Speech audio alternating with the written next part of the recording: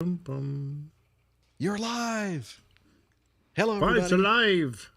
It's alive. Hello, everybody. Did you guys brief Tony? More specifically, did Captain Nick brief Tony on how to exit the recording appropriately? Yes, no, he don't didn't. listen to thank Captain goodness. There's a big red button in the upper, Yeah, in the upper don't right. touch it. That's the button no pilot should touch. You know, I don't know if he can see that on his because he's coming in as a I guest. see a red button. It's a very You do? small one.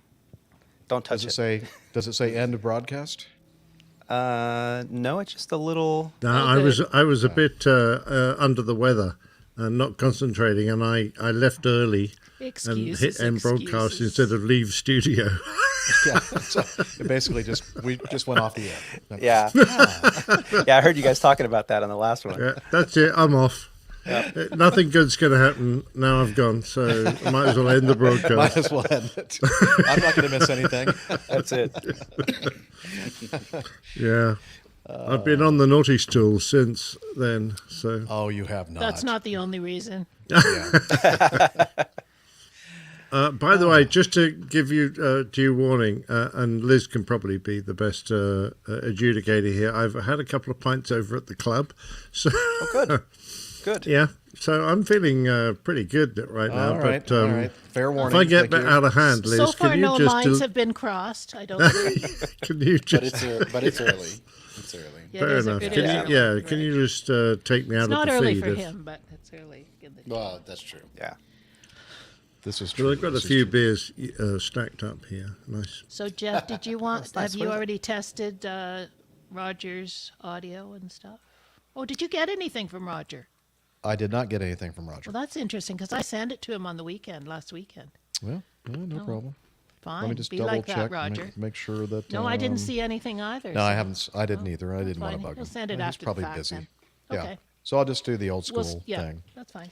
and then we'll put in his voiceover after the fact. And I do apologise because the plaintail has overrun slightly this week, so I think it's 20 over, just over 21. Well, it's not like I minutes. didn't put enough stuff in the show. Exactly. It's just fitting 12 crashes into one plaintail. It's quite hard work, I discovered.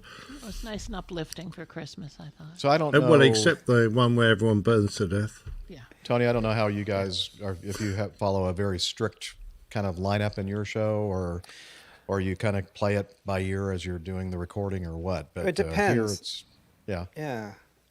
Yeah, you guys have. I've always been impressed with. You have your segments and you stick to them so well, and it doesn't matter how hard I try to stick to my notes. It's always, some conversation might go off, but I think it's just the format of the show. When we're doing the interview shows, we give about an hour to an hour and a half on the journey, and then we have like a little break, and then we give time to the Q&A portion, and that's I always have like some just notes written down, but we don't really stick to it. But then when I don't have anyone to interview for that particular show, then me and the other Logan. co-host will get together and come up with kind of like your notes, not as much detail. We just kind of put a link in there and talk about a particular event. We don't really do the news accident investigation kind of thing, but Yeah. we more stick to anything that's out there that's happening in the industry that would affect a pilot's progression in their career, because we kind of focus on the journey, more than Yeah, anything else. we don't really focus on that so We much. don't care about that. That Yeah. would- Plus that- we don't we care made about it. pilots. So who cares about you? Yeah. Yeah. There's that And non-complete particularly me because I've clause that we retired. have. Hey, Jeff, here's an interesting comment from Neil Lanwarn. He enjoyed the low effort show last week. Well, So Well, don't be I putting wouldn't- much effort into this I one. was gonna. Now wait a minute, Neil. I mean, there was some effort made. It wasn't low effort. It was just like one. Okay. I Well, think I it was understand what he in means. the sense of editing. You didn't have to edit a ton Yeah, and that's stuff. true. But, That's true. It was kind of we just did a one-off or a old one school. cut. but with all these people here, that's not going to work so well. No, it's not going to work. It's going to be more. Nope. Hi, Logan. Snowed in Logan in North Dakota. Snowden Logan. That's very Snowden good. Logan. Yeah, Snowden Logan. I like it.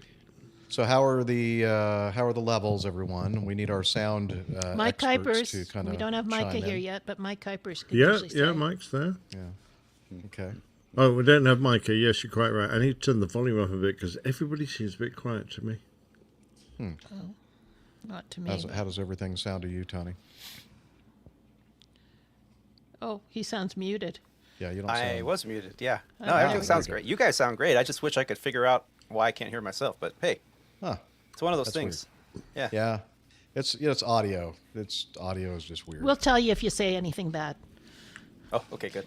Or it could be, you know what it could be? In StreamYard in the settings, Yeah. on the browser right there, you can go in and look at audio and see if Yep. maybe you have the audio routed the proper way. Yeah, I have two options. Let me try and go in here. But I would think that it would be more to do with your mixer/interface than it would be. Yeah, that. Jeff is broadcasting from the new APG HQ this evening. Yep. Oh, right. that's fine. Okay, now is that an artificial background or is that... No, Because that's that his looks wall. very regular. It's a wall. Okay. There's a lamp. It looks very cool, actually. It It It looks- does Oh, wow. look cool. It looks kind Oh, of wow. like a That's a big Evil apartment, lair. Jeff. Well, it's just it's the largest room. It's like, I guess, the living area or the dining area, whatever you want to call it. Not a lot in here yet, so. And I don't plan on putting a lot. He's in facing the either. kitchen at his kitchen island. Yeah, I'm on the island. I'm on the island right now. You're in the all island, this is. baby. Let's play some. I'm standing in front of it, and then on the other side of the island is the kitchen area, of the apartment. I love Anyway. the blue. It's very 80s. Oh, thank you. Good. I'm going to take that as a compliment. You so should. Are we ready to roll here, or what? I think so. We're just going to let Steph join us in progress, I guess. Yeah, that was the understanding. okay. And on a Hey, rose. hey, Jeff, real quick. Yeah. Now that I'm thinking about it, the sun is right Yeah. there, and Okay. when it goes down, there's like no lights in this hotel room. I mean, there's Okay. one tiny light right here, but Oh. You're going to be dancing in the dark. All right, don't we'll know just how be to handle- listening to you. don't know how It to is an handle that. audio-only podcast, so. Well, we've actually had that happen before, and all we could see was a sort of a pale blob floating around. A pale Mm-hmm. blob. well, once it gets dark, I'll try to scoot over under this light as best as I can, but it's Okay. a pretty weak light. All right. You haven't rearranged all the furniture and got the optimal lighting. And Oh, when do that? Jeff pitched up at my hotel room once in Atlanta, he just ripped the room apart and he tore the desk off the wall and said, "Right, we're going to move that." He grabbed the phone and unplugged that, which was the source of The enormous beeping amusement show. later on. It was the beeping show. Absolutely, Yeah. And not because you guys were Grabbing chairs swearing. and ordering pizza, and I do have a reputation for rearranging the furniture. but he's a room wrecker. Yeah.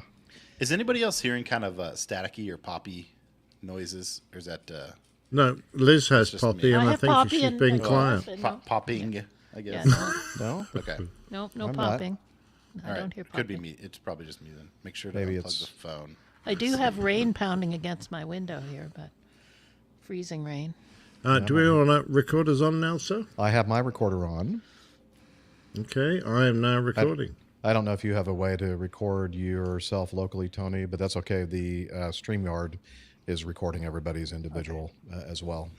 So, Full disclosure, StreamYard Oh. is recording you. Pilot Logan Lynch says he's hearing it. Actually, is Really? it like a telephone signal kind of noise? Is that what you're hearing? Let me turn my sound down and see if it stops, because I do have...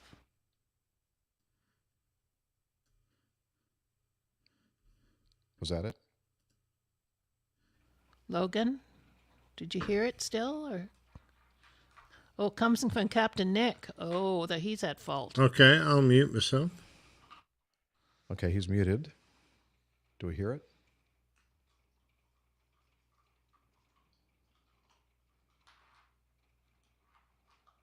Hello? I don't know. You still hear it, Nick? See? Nope. Nope, not anymore. I heard it when when Liz muted, I heard it. I think I was muted, but I heard it on you, but now I don't hear it at all. All boxes checking in. I just unmuted, so it's not me, is it? No. Doesn't seem like it. Okay. Seems like it's Nick. Which is weird. 'cause he Well, I probably- unmuted like 5 seconds ago. Is it? Logan says he's not hearing it anymore. Yeah, I'm not Interesting. hearing it anymore either. Okay. Okay. Okay, let's just carry on then. Okay. Carry on regardless. Yeah. Let's see. Carry on, movie. Okay. Oh, where are you, Tony? You're in Los Angeles or where? Yeah, I'm actually about a mile north of the outer marker for 25 right in Ontario. Okay, so you So want me to I'm say in the Ontario or Fontana or? Southern California, because people don't know. They think Ontario, Canada. Yeah. Oh yeah. Oh yeah, who'd want to be Yeah. there? Ugh. Well, I was born in Toronto, Oh, were so you? don't talk too Oh. bad about Ontario. Yeah, I'm a Oh, Canuck. That's a shame. I've only lived here all my life, so whatever. Yeah.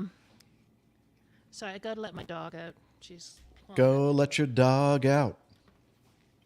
And we'll start when she comes back. There you go. I might have to go. I feel left out. I might have to go get some brandy or something. You might have to. Yeah, definitely. have to. I'm going for a quick pee. All right. Okay. Well, I'm just gonna go. I'll be back in about 2 days. Okay. No, just kidding. I guess I can do a sound check, Nick C, to see how the intro music's sounding.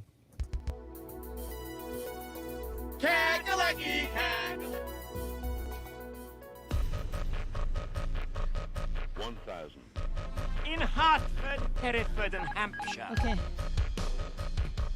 I'm back.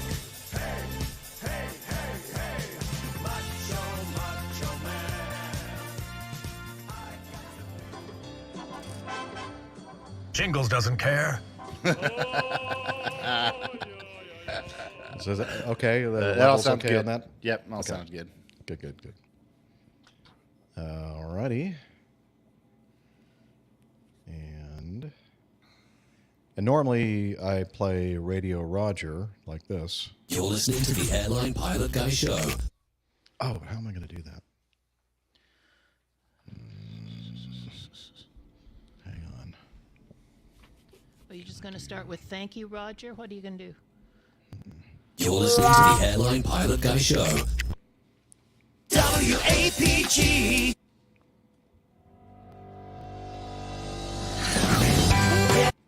Okay, I got to do all these manually. And of course, it's on the wrong page.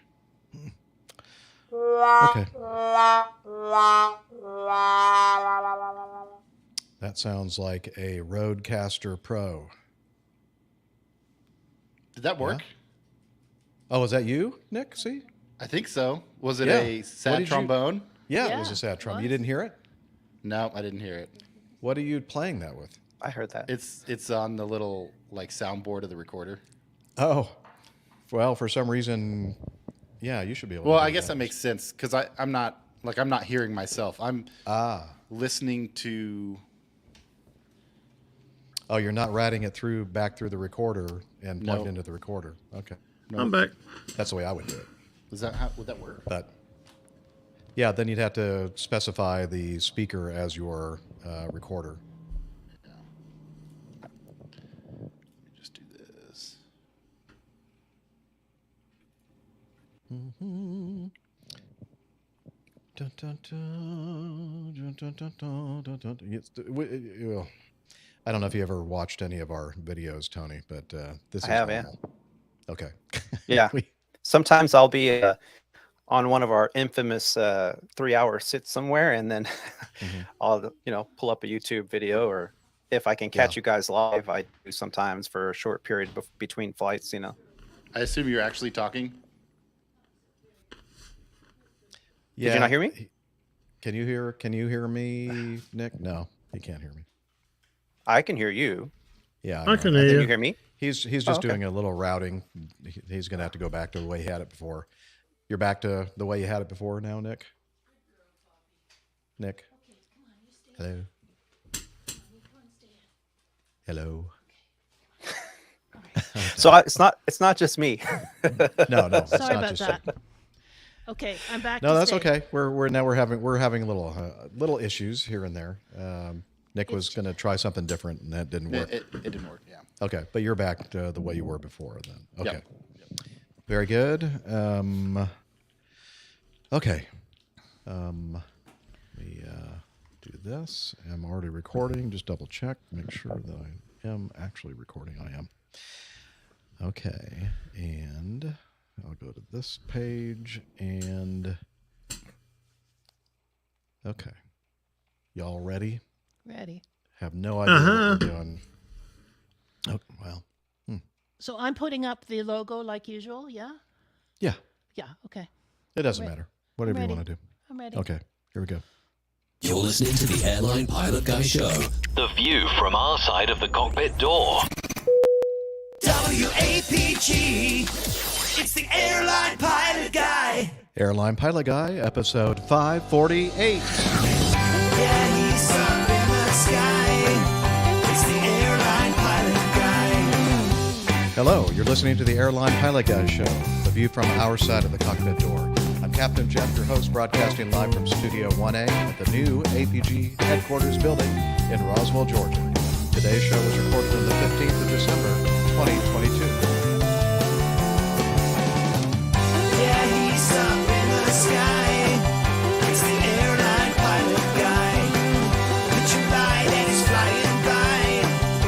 The Airline Pilot Guy.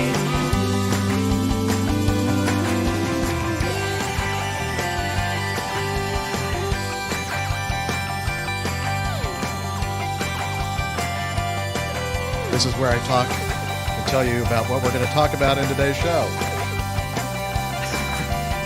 But I can't find that page.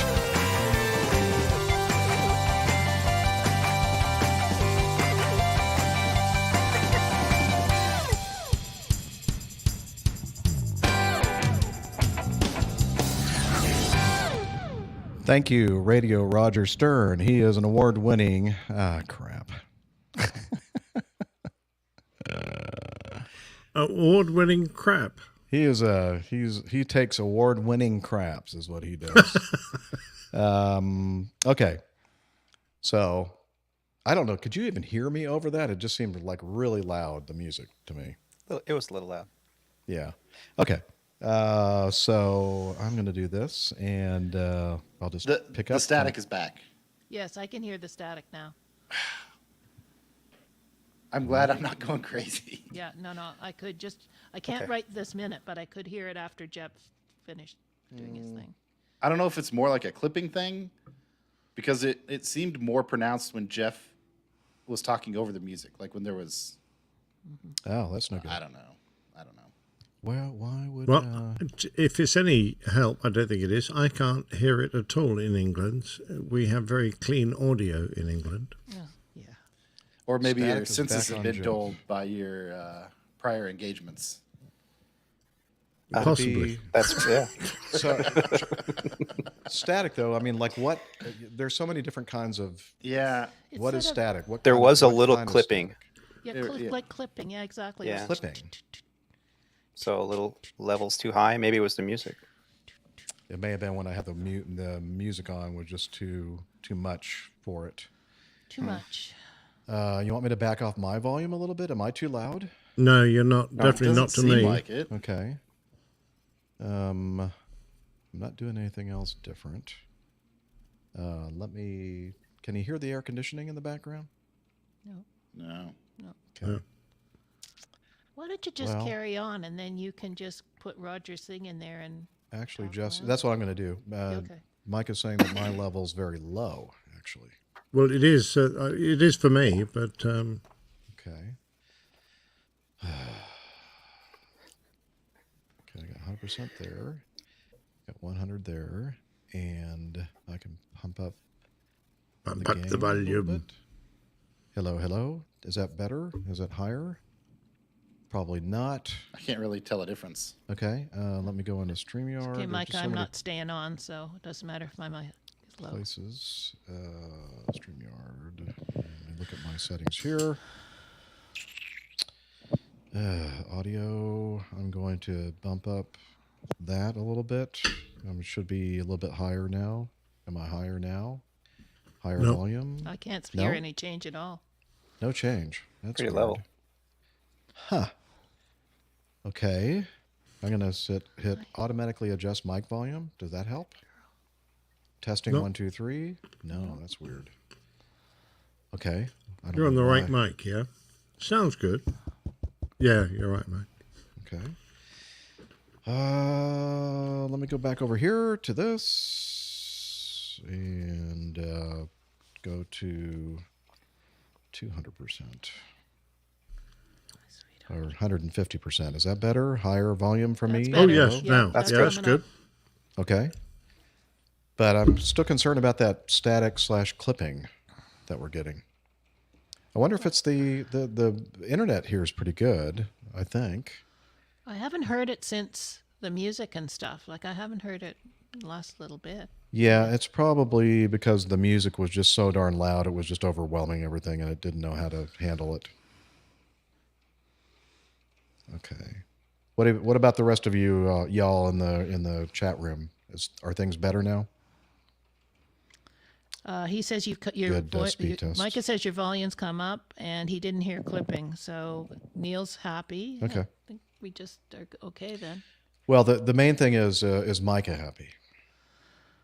If Micah's not happy, ain't nobody happy. Absolutely. Okay. So let's go over here to this, and we'll just carry on. Okay. Carry on our wayward son. Okay, and go here to my little scripty thing. All right, y'all ready? Yep. Oh, you know what? Yep. I'm afraid that this is going to be too loud too. Then when I start doing this stuff. Hello, hello. I'm talking. Hello, hello, hello. Sounds fine. Sounds fine to Yeah, me, no Jeff. problem. Okay. All right. Here we go. Thank you, Radio Roger. He's an award-winning TV and radio reporter, currently at the #1 all-news station in the nation, 1010 Wins on 92.3 FM in New York City! Welcome to the Airline Pilot Guy Show. It's an aviation podcast covering the latest in aviation news and answering your great feedback. I'm Captain Jeff, a pilot at a major legacy airline based in Atlanta, Georgia. And joining us today from his studio, in Hartford, Hereford, and Hampshire. professional photographer, former RAF, RAAF fighter pilot, retired Airbus A330, A340 captain for Virgin Atlantic Airways. It's Captain Nick. You forgot to mention my other part-time job. That happens on the 25th of December, Jeff. So Oh, I thought I was Infamous, covered by a non-disclosure agreement. Sorry. Okay, you can well, talk the about elves that later. the elves might make you a visit. Yeah. So All right. Well, we're also joined by. Well, he's not in the air capital. He's in Dayton, Ohio. Low and slow pilot, old airplane enthusiast, and engineer in the aerospace and defense industry. It's Nick Camacho. Yeah, I'm glad I was able to catch everyone and just hopping around aviation heritage sites, I guess. Yeah, you got to be careful what you say though about like first in flight and stuff. You know, Steph's not here, but That's true. when she does arrive, she'll be very sensitive to that. And also from her studio in Toronto, Ontario, Canada, retired financier and aviation enthusiast, spreadsheet master, and our producer, it's Liz Piper. Hello, everyone, from a stormy Toronto.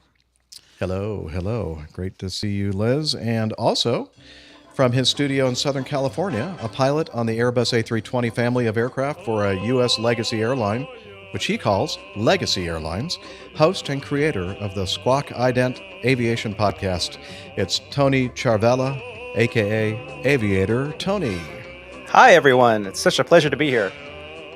Great to have you with us, Tony. And we're going to learn more about you and your show after we take a little bit of a break. But in the meantime, I think it's now time for the news. Bye, everybody. Oh.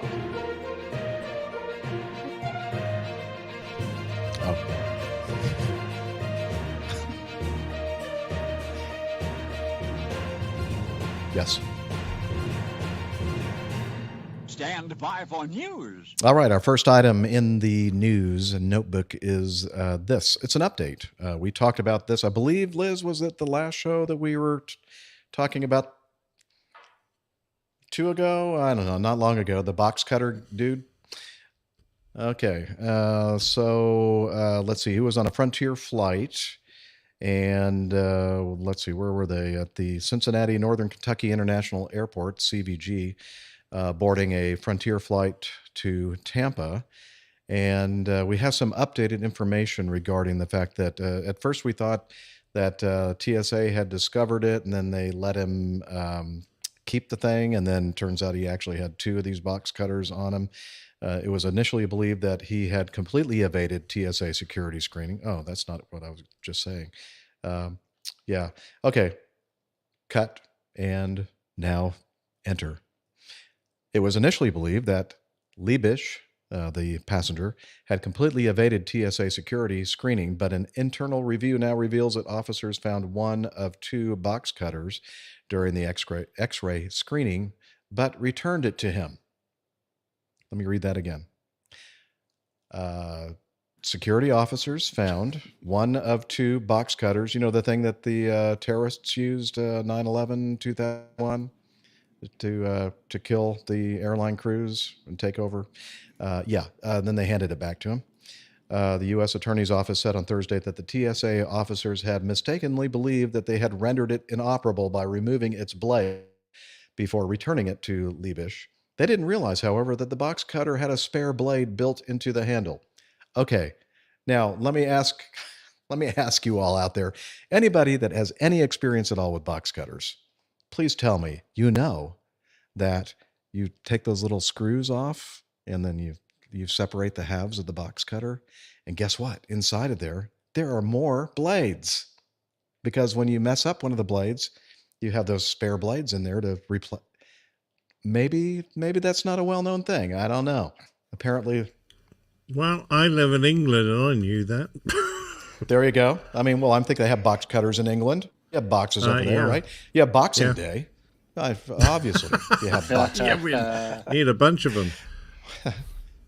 Yeah. Neil says this is what the TSA said. Hey, you forgot your knife. Here. Spokesperson for the TSA confirmed that the box cutter should not have been returned to the passenger, and that it should have either been abandoned or checked into his hold luggage. A search of his hand luggage after his arrest also uncovered a second box cutter. Yeah, so so many problems with this particular group of TSA agents. I mean, once you found one, you then have got to go. Why was this strike guy trying to get through with a prohibited item? And you then, certainly if it was me, a captain trying to get out to my aeroplane, I know very well that every single item that I owned would be now opened, and I would probably be faced with the supervisor, etc., etc. Why should a passenger who's an unknown person get such lax treatment? I just don't understand. No idea. I mean, I don't know about you guys, but I've been stopped for the most ridiculous things in my past, from those little tiny screwdrivers for your sunglasses or your glasses that you want to keep with you in case, you need them, to little nail files, and yet a box cutter just, oh yeah, go ahead, you can have it back. It's empty. I mean, that's just, it's insane. Blows me away is that is actually the actual tool that was used on 9/11. Yeah. And Yeah. Crazy. Yeah, I'm with you. I have this little waiter's corkscrew that has this little tiny little hook blade, but it's not even sharp. I mean, it's just like it's to take the wire, the capsule, the what foil. do they call that? The foil. The foil off the wine bottle. Yeah. And they've taken that away from me. I'm thinking, well, it's not even sharp, and it's only this long. Anyway. Yeah. Absolutely. I mean, I used to regularly fly with because I'm in my bowling shirt, because I've just come back from lawn bowling. I used to fly with a set of lawn bowls with me frequently around the world, and sporting goods were considered safe. You're allowed to travel with those in your hand luggage, and I would frequently be pulled up with that, and I go, well, they're sporting goods, and somebody once said, well, you could hit the captain over the head with them. And I just looked at my sleeve and went, I think I am the captain. You might hit your own self in the head with it. Yeah. Crazy. Now I'm really excited that you're doing lawn bowling. In Italy we call it bocce ball.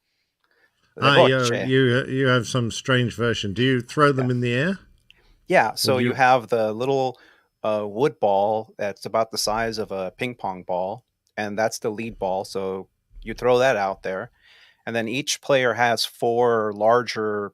I don't know if they're just made out of really hard wood or what they are. They're pretty heavy, and the goal is to whoever has their balls closest to the lead ball gets the points. Is that pretty much what you're doing there as well? No, we roll That ours doesn't along the grass. I was gonna Rolling say ball. Nick's always talking about how big his balls are. So Yeah, I know. Quite sizable. It doesn't have anything to do with a Quite small sizable. ball. Yes, absolutely. Yeah. So you're talking of the sort of continental version, which is vaguely similar. I'm sure it came from the same roots. Okay. Speaking of Yeah, balls, let's move it along. Control room's telling me move it along before this goes way in the wrong direction. Yeah. All right. This next one is from the Aviation Herald. By the way, I should mention the clip source for the last article was from Paddle Your Own Canoe, one of Liz's favorites. Yep. And this one is from one of my favorites, the Aviation Herald. And Liz loves this one as well. A Virgin Australia Boeing 737-800 registration Victor Hotel India Whiskey Quebec performing flight 855 from Melbourne to Sydney was on final approach to Sydney's runway 25 when the crew was cleared to land with the remark that an A380 was in position on runway 34 left but was holding. The aircraft landed safely. After rolling through the intersection of runway 25 with runway 34 left, the Airbus A380 received takeoff clearance. So far, so good. The Boeing vacated the runway, contacted ground, and began taxiing towards the apron, which involved crossing runway 34 left. Ground issued a clearance to cross runway 34 left. However, the Boeing crew saw the A380 still on their departure roll. They were on their takeoff roll and queried ground about the crossing clearance. And then ground then instructed them to hold position. The crew stopped clear of runway 34 left. A Singapore Airlines Airbus A380 800 registration 9 Victor Sierra Kilo Quebec performing flight 222 from Sydney to Singapore was accelerating for takeoff. They were cleared for takeoff in 34 left. They were about to rotate when the aircraft passed the intersection with the taxiway that the Boeing was on. The Australian TSB reported that the Airbus A380 was on its initial climb as it passed through the taxiway intersection with the Boeing 737 about 300 meters from the 34 left holding point. The Australian Transport Safety Bureau is investigating an air traffic control error that occurred at Sydney on 14 November involving a okay, so we just went over that. So basically, the system worked as far as well. I mean, there was a problem. There was an error made. It was trapped though and mitigated by the crew who had received clearance to cross the runway, but they were looking out their windows and seeing if the runway really was clear, and then they saw that big 380, barreling down the runway, and thought, are you sure? Yeah, that doesn't look like that would be good for our health if we continued. Now, it turns out that I guess maybe by the time that the 380 had crossed over them, it would have been in the air a couple hundred feet or something. But still, it was a major error, and the crews trapped the error as they should. So it was a happy ending because people were paying attention. Yeah, hats off to the Boeing crew. So it's nice to see people are still doing it because, clearance is not a guarantee that someone hasn't made a mistake. And, we used to be absolutely pedantic about it. And what's more, we both pilots would check left and right, and we would confirm that we've both heard and received the clearance and that the runway is clear. And then it's the safest way to do it. That way you don't get dreadful mistakes. Yeah. Now, Tony, you probably fly out of Los Angeles International quite a bit. Yes, I do. And do they have the runway status indicator lights on those runways there? Yes, on 25 right, which is primarily on the south side of the airport where we normally take off out of. We do have those. When everything is working properly, appropriately, in which I believe those status lights are not controlled by a controller; they're all automatic. Yeah. So it is definitely a good way to prevent such things as happening as a runway incursion or having a conflict like that. A lot of airports that we fly into are putting those in around the country, and sometimes it could be a little annoying because if you can visually see downrange and you see an aircraft just about to enter the runway threshold, those lights sometimes don't come on until maybe that nose is crossed into the runway plane. And then as the airplane is leaving the runway, they turn off before the entire airplane has come off. And that might be because of the programming they have with the lights that they have some kind of expectation that by the time you were to take off, they would be clear. So there's a little bit of a kind of a visual discrepancy between when those lights come on and off and when the airplane is in fact your conflict is on the runway plane. And that takes a little bit getting used to. But when everything is working and we understand how those procedures work, that's a fantastic barrier to safety. Well, yeah, their greatest bonus or benefit, thank you, is the fact that they are autonomous and they're based on sensors and that kind of thing. So it kind of eliminates any potential human error from controllers and such. But I love them, and I don't. And Atlanta's airport doesn't have them at all. Charlotte has them. The one airport that I fly to often on my routes is the Charlotte airport, and I really love it. I think that every airport should have those things. I know they're expensive, but I think that it's worth the amount of money to install these things, especially at the bigger airports. What'd you say, Liz? At Heathrow? Yeah, did Heathrow have those runway status indicator lights, Nick? Not when I was operating from there. Okay. Whether they've had them fitted since, I'm not sure. Yeah. I think what you're thinking about, Liz, maybe are the follow the greens or the taxiway lighting system. And yeah. Okay. All right. Anything else to be said about the incident here? I mean, it was a luckily or fortunately for everyone involved, it worked out because people were, capturing or trapping the errors.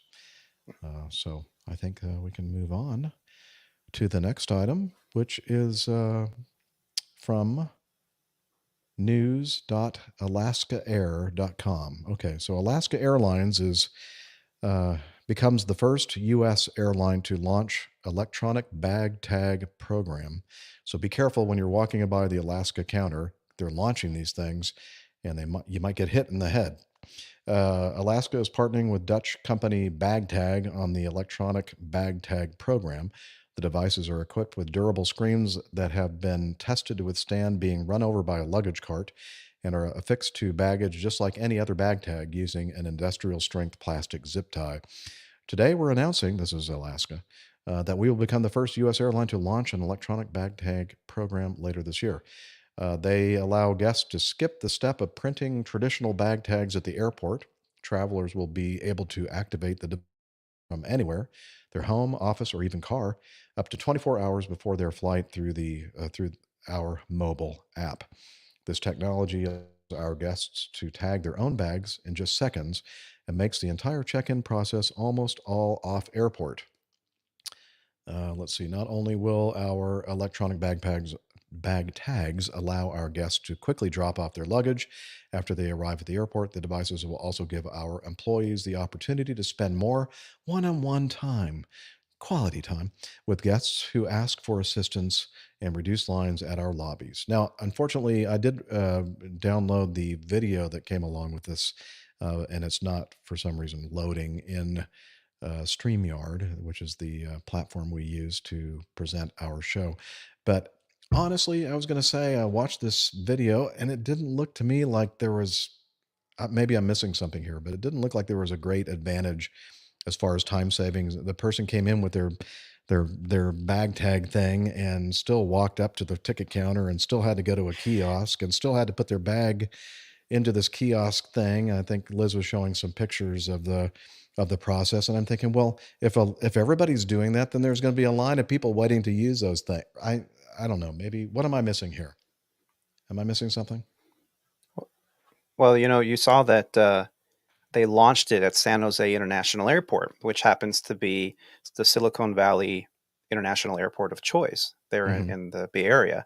So it's not surprising that they would have this kind of technology being tried out in an airport that is really the main hub for tech companies around the world.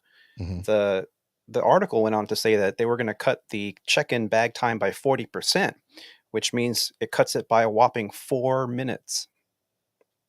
So you're saving 4 minutes. That just seems like a kind of a waste of money and resources to, I don't know. Maybe it is the way of the future. I think Steph would love to save an extra 4 minutes that she could pitch up 4 minutes later. That would be her ideal present. Yeah. Instead of leaving 10 minutes before her flight, she could leave 6 minutes before her flight. Exactly. Yeah. But what if the lady let's just say there's a couple in front of you, maybe an elderly couple, and they barely can use their phone appropriately, let alone figure out how to electronically code a bag tag and put it on their tag themselves. They're going to need extra assistance. So, some airlines out there, we recently saw articles that they're getting rid of their call center, their customer service call center, because people can rebook and book everything online and through an app or on their phone. So if a flight gets delayed or canceled, they can just take a look on their phone to see what flight they got moved to. There's no one to talk to anymore on a particular low-cost carrier, which I don't think we should talk about without a source. But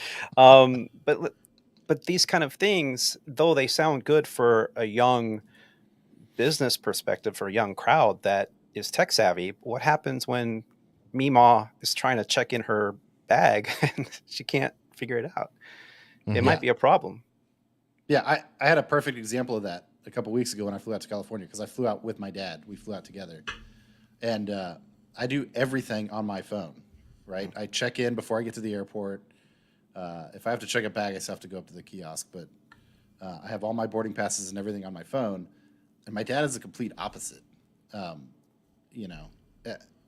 kind of with you, Tony. Like, if my dad had to be dependent on his phone, he could figure it out eventually, but it wouldn't always happen in a timely manner. So yeah, I would also be worried about the durability of them. I know they said that they are capable of being run over by a luggage cart, which I realize is a significant test, but it just seems like, with them being moved around on the ramp in rain and snow and consistently being tossed, I would just be curious what kind of the backup plan is if one of those things were to malfunction. Yeah. I'm thinking the baggage cart runs over the thing, and the only thing that's left is the stupid tag. Probably. Yeah. I'm just curious. How do they get that barcode and your destination to display? Because that to me looks like something you insert, or is that a screen? Well, they say it's a screen. They said it's a screen. And then, the picture, Liz, if you can show the picture of her at the kiosk holding her phone underneath. And I think in the video, they showed somebody putting their cell phone, right up against the screen of the bag tag thing. And there's some kind of a Bluetooth chip or something. Yeah, or like what do they call that? The card. QR code? No, it's like the thing that when you use for Apple Pay or Android Pay, the little chip that's in there. I forgot what they call the chip. Near field transmission, or NFT. Yeah, NFT. That's it. Yep. I think that's what's used. So that screen comes on so that the scanners in the automated baggage system can identify. So when do they turn off, or do they just stay on all the time? Don't know. Maybe they. So how long do the batteries last? That would be another question, right? The batteries. Yeah. And if you don't return them at the end of your flight, are you going to be charged for that? Of course.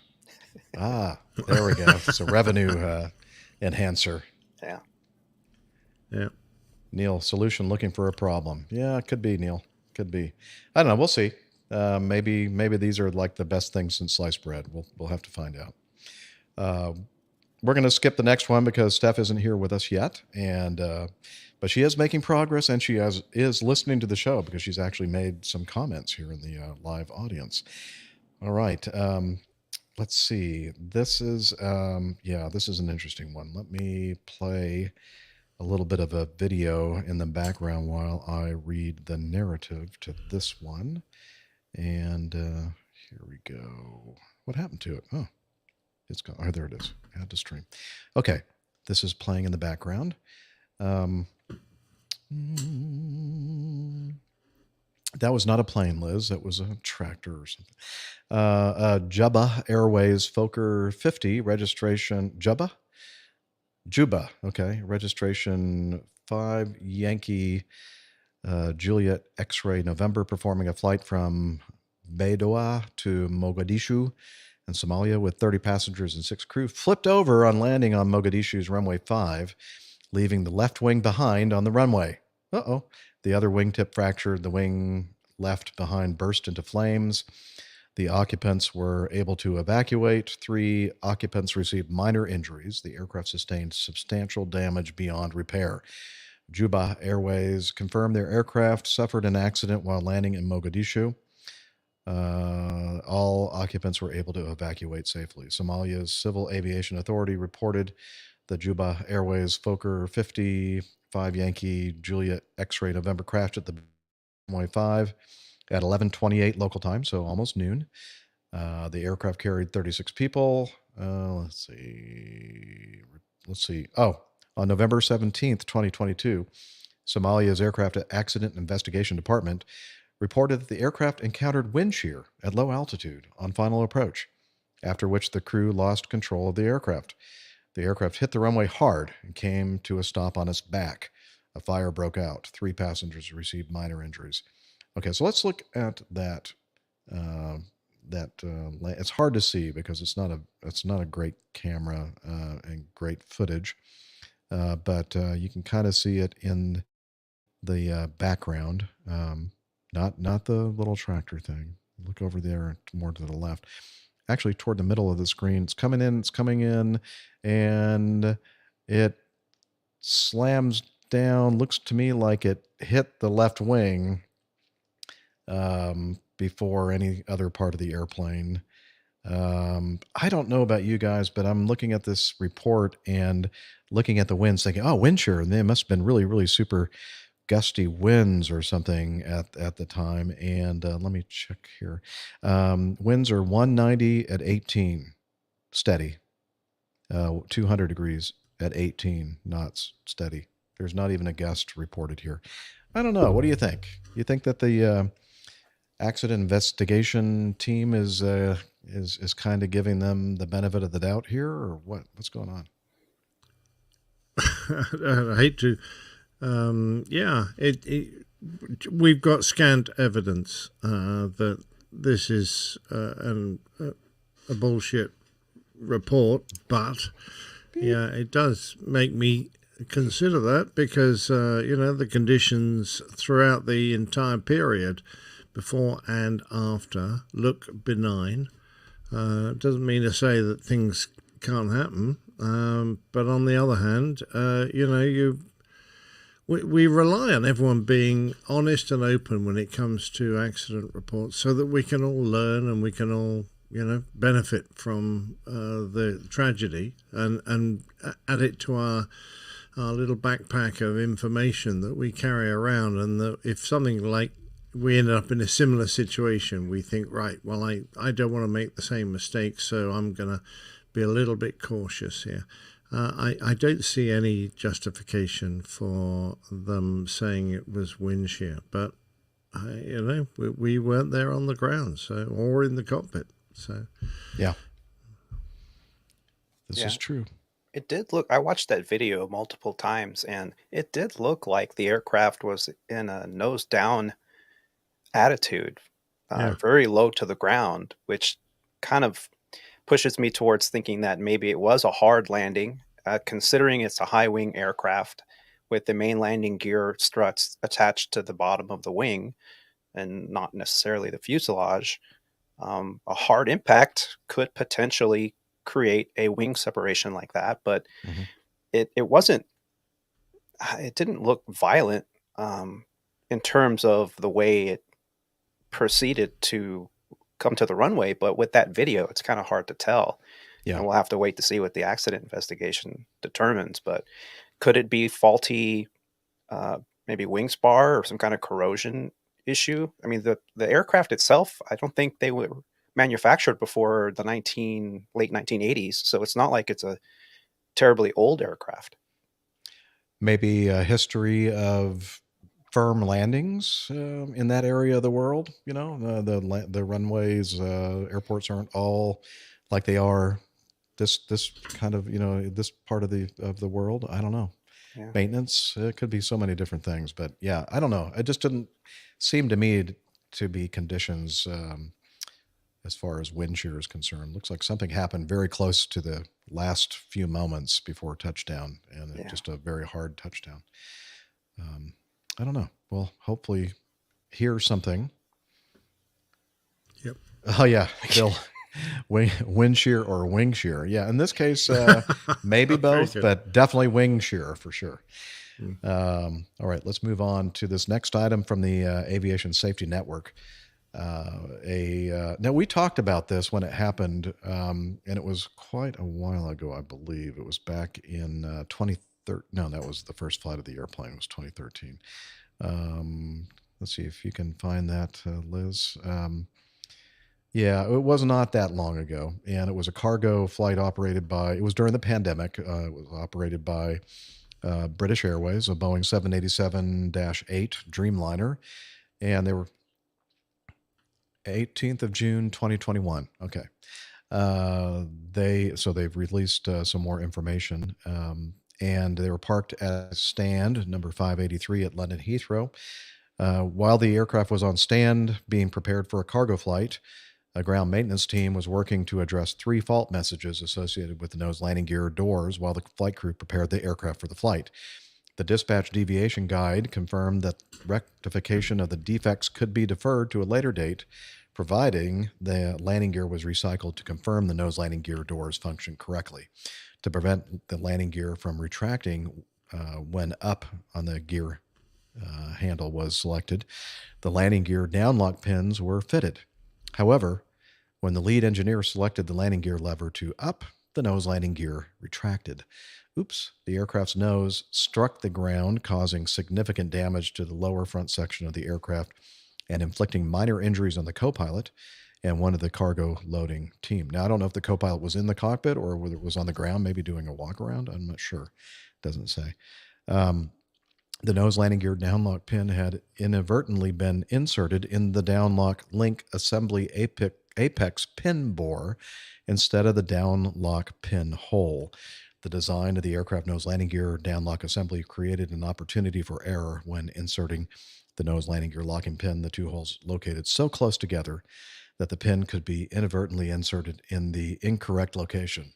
I've heard that before. Service bulletin airworthiness directive was available that would have prevented the accident, but this had not been completed on this particular airframe. The conclusion is that the nose landing gear retracted because they didn't have the pin in the correct hole. So, yeah. Anything to add or? God, there's so much innuendo there, people. You're just going to I'm going to try and avoid that. Okay. When you've got... I was just going to say, I'll make my presence known so that that HR is available and watching. Dear. Okay. But say what you'd like. Sorry. No, it's okay. I don't know what you're talking about. Sorry, Steph. I'm going to say that if you're going to stick your pin in a hole, you've got to make sure it's the right one. Otherwise, you could end up in a lot of trouble. Yeah. HR agrees, actually. That's so true. So true. And if you're going to design holes like that, don't put them so close together. Or more importantly, don't make them the same diameter. So make the hole that you shouldn't stick your pin into so small you can't get it in. That way you'll pick the right hole. Show title, people. Just put that to the side. Something to do. Seriously, I mean, you don't actually have to do much. Just a plastic insert that physically prevents someone from making this mistake. Now, the bin liner's been around for quite a while now, so it's not like people haven't noticed that this could be a potential problem.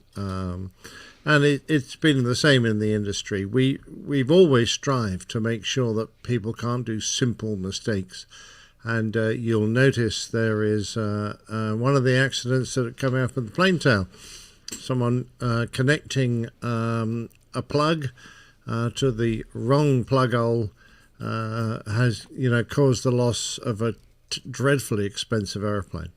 And why have those two plugs able to connect? You don't do that. You make them unique, so there's no possible way you can accidentally fit the wrong plug in the wrong plug hole. And that's how you avert these things. And we've known that for years. So how on earth we're getting modern airliners being built that still have these basic design flaws in? I'm going scratching my head, going, come on, guys, we know better than this. And apparently this particular, what do they call it? It wasn't an AD, but a service bulletin. Yeah. And it was an airworthiness directive. So both the service bulletin and airworthiness directive was available that would have prevented the accident. It's just, I guess they get Nick, when they get around to it. They give you a time frame to make these corrections, and time is money, and you don't blame the airline for waiting as long as they can to install whatever they need to install to prevent something from this happening. And usually it works out just fine, but then you'll have a situation like this where they thought, maybe we should have taken the time. Well, when a nose wheel collapses, it's so easy to kill people because there are people underneath the airplane all the time. Yeah. That came so close to, ending lives. And that's when you go, well, let's not stop messing about, guys. Let's get this fixed. Well, speaking of prolonging lives, maintaining lives, unless you have more to say about that particular story that we just ended. No, I think that maybe you should go right on into item D. You just want me to read some of these names? Yes. Okay. So this is the one you alluded to, saving for me, and I think you saved it the last episode as well. So we did. Thank you. Yep. This is from, Paddle Your Own Canoe. Look at that. Title is Doctor Miraculously Saves Life of Passenger Who Had 2 Cardiac Arrests During Long-Haul Flight, Exhausting All Medicines on Board. So this was a consultant medical doctor at the University Hospitals of Leicester, and this happened on a long-haul flight from London Heathrow to Mumbai earlier this month. Doctor, with my apologies to this doctor, Vishwaraj Vimala? Nailed it. A specialist in liver disease was traveling with his mother on board Air India flight AI-128 on 12th November when the cabin crew called for a doctor to come forward after a 43-year-old man with no pre-existing medical concerns suddenly collapsed. Sorry, I don't know if you can hear the fan on my computer. It's very noisy to me. Yeah.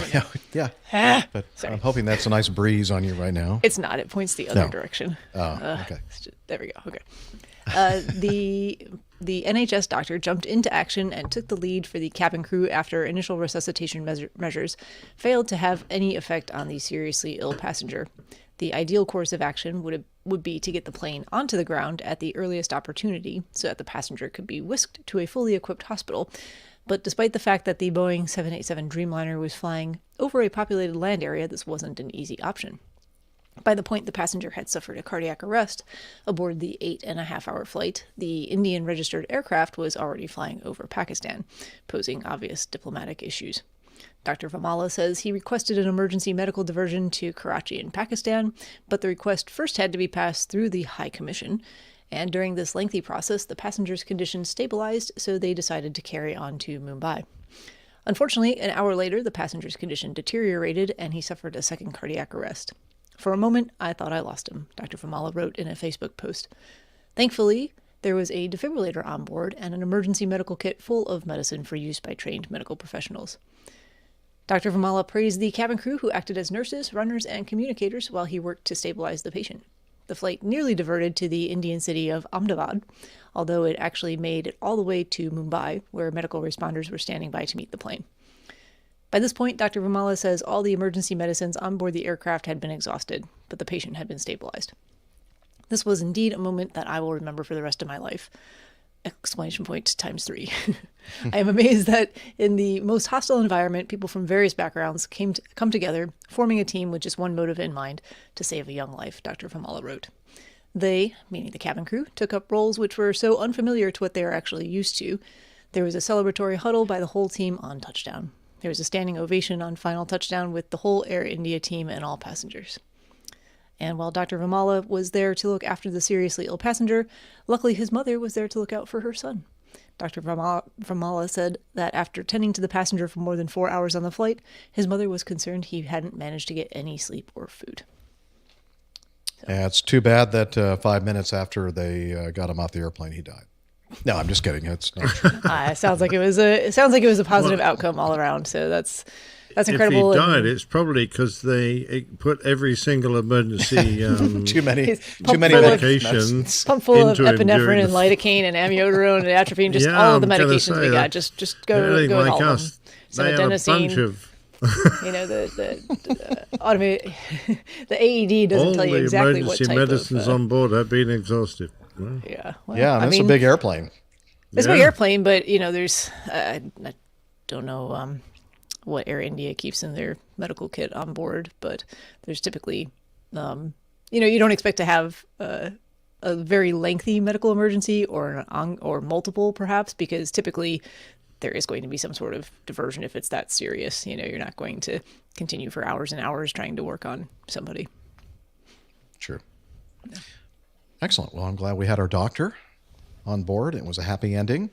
Absolutely. And good thing we have definitely a challenging environment. And sounds like everybody that was there really, did what they could. Yeah, absolutely. All right, let's move on to item G. Now, we did talk about this shortly after it happened. It's a flight, Republic, it was from Aviation Herald.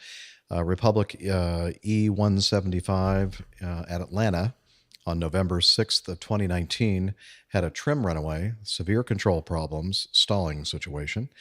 And remember, we were talking about this, thinking, like, what in the heck was going on here? I mean, they really struggled to get this airplane under control, and they almost crashed before they finally were able to get it under control and land on runway 10 in Atlanta. On the 18th of November, 2022, the NTSB released their factual report along with the investigation docket. The NTSB stated that the crew had been flying 2 sectors prior to the occurrence sector. The first sector was flown by the captain, the second by the officer, so they're taking turns.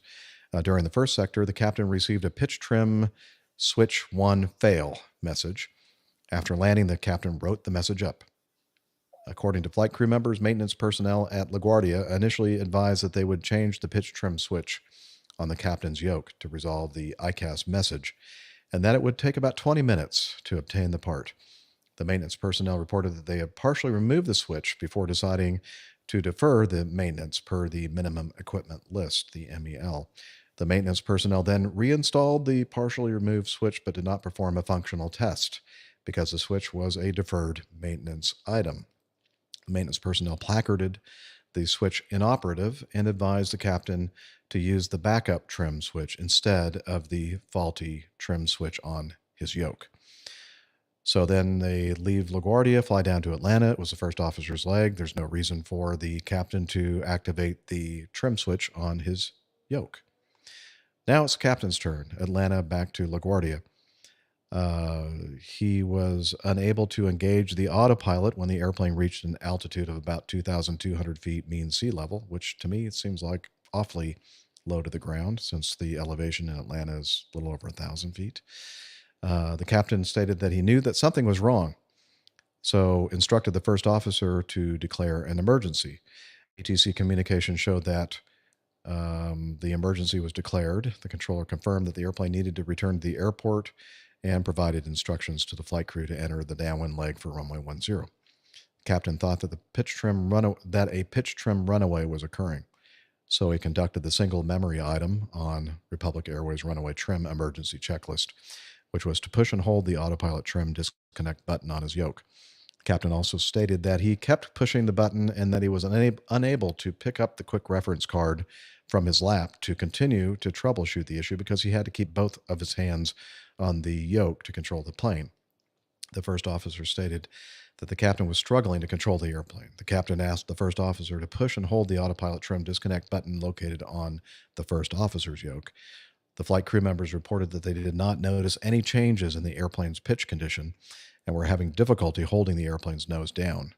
According to the captain, both he and the first officer had to push forward on their control columns to keep the airplane from pitching up. Let's see. According to the flight data recorder, the horizontal stabilizer was initially positioned about 4 degrees nose up. The stabilizer began moving about 2105.50 and reached a maximum nose up position of 13 degrees at 2107. Between 2105.50 and 2107.50, the FDR recorded multiple trim up commands from the captain's switch, and only one trim down command from the first officer's switch. The airplane experienced several pitch oscillations, reaching a maximum pitch up attitude of about 27 degrees.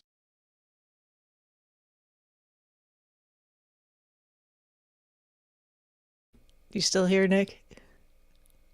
I am. Oh, where did everyone just go?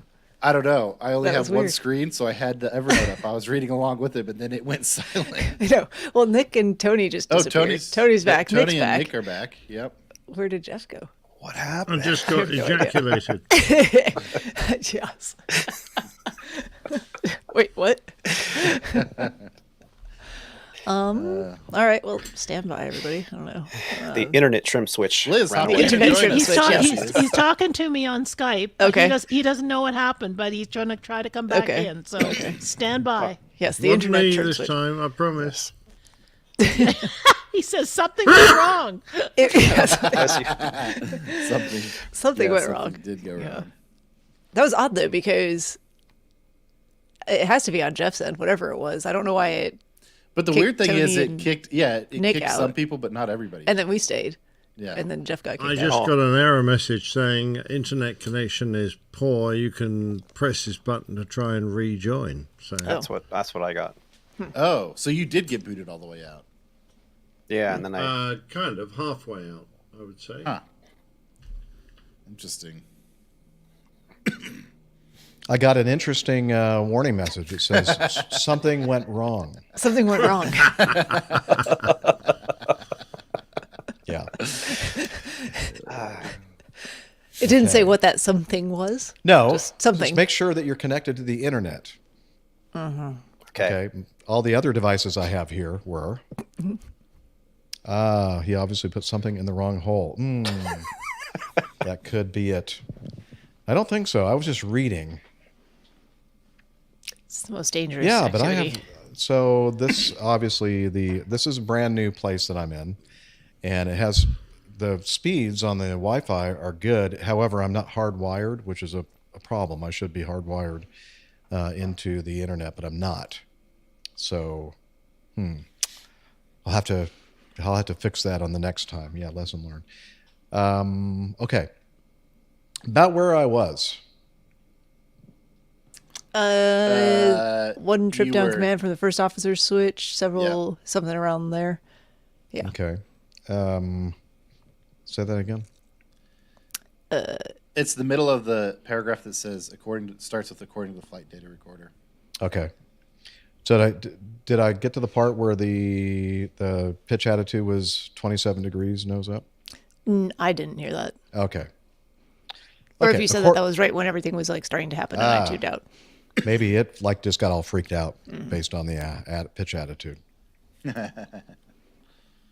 The APG safety board will need to do a full investigation. Thank you, Tom. Do we have a safety Yes. board?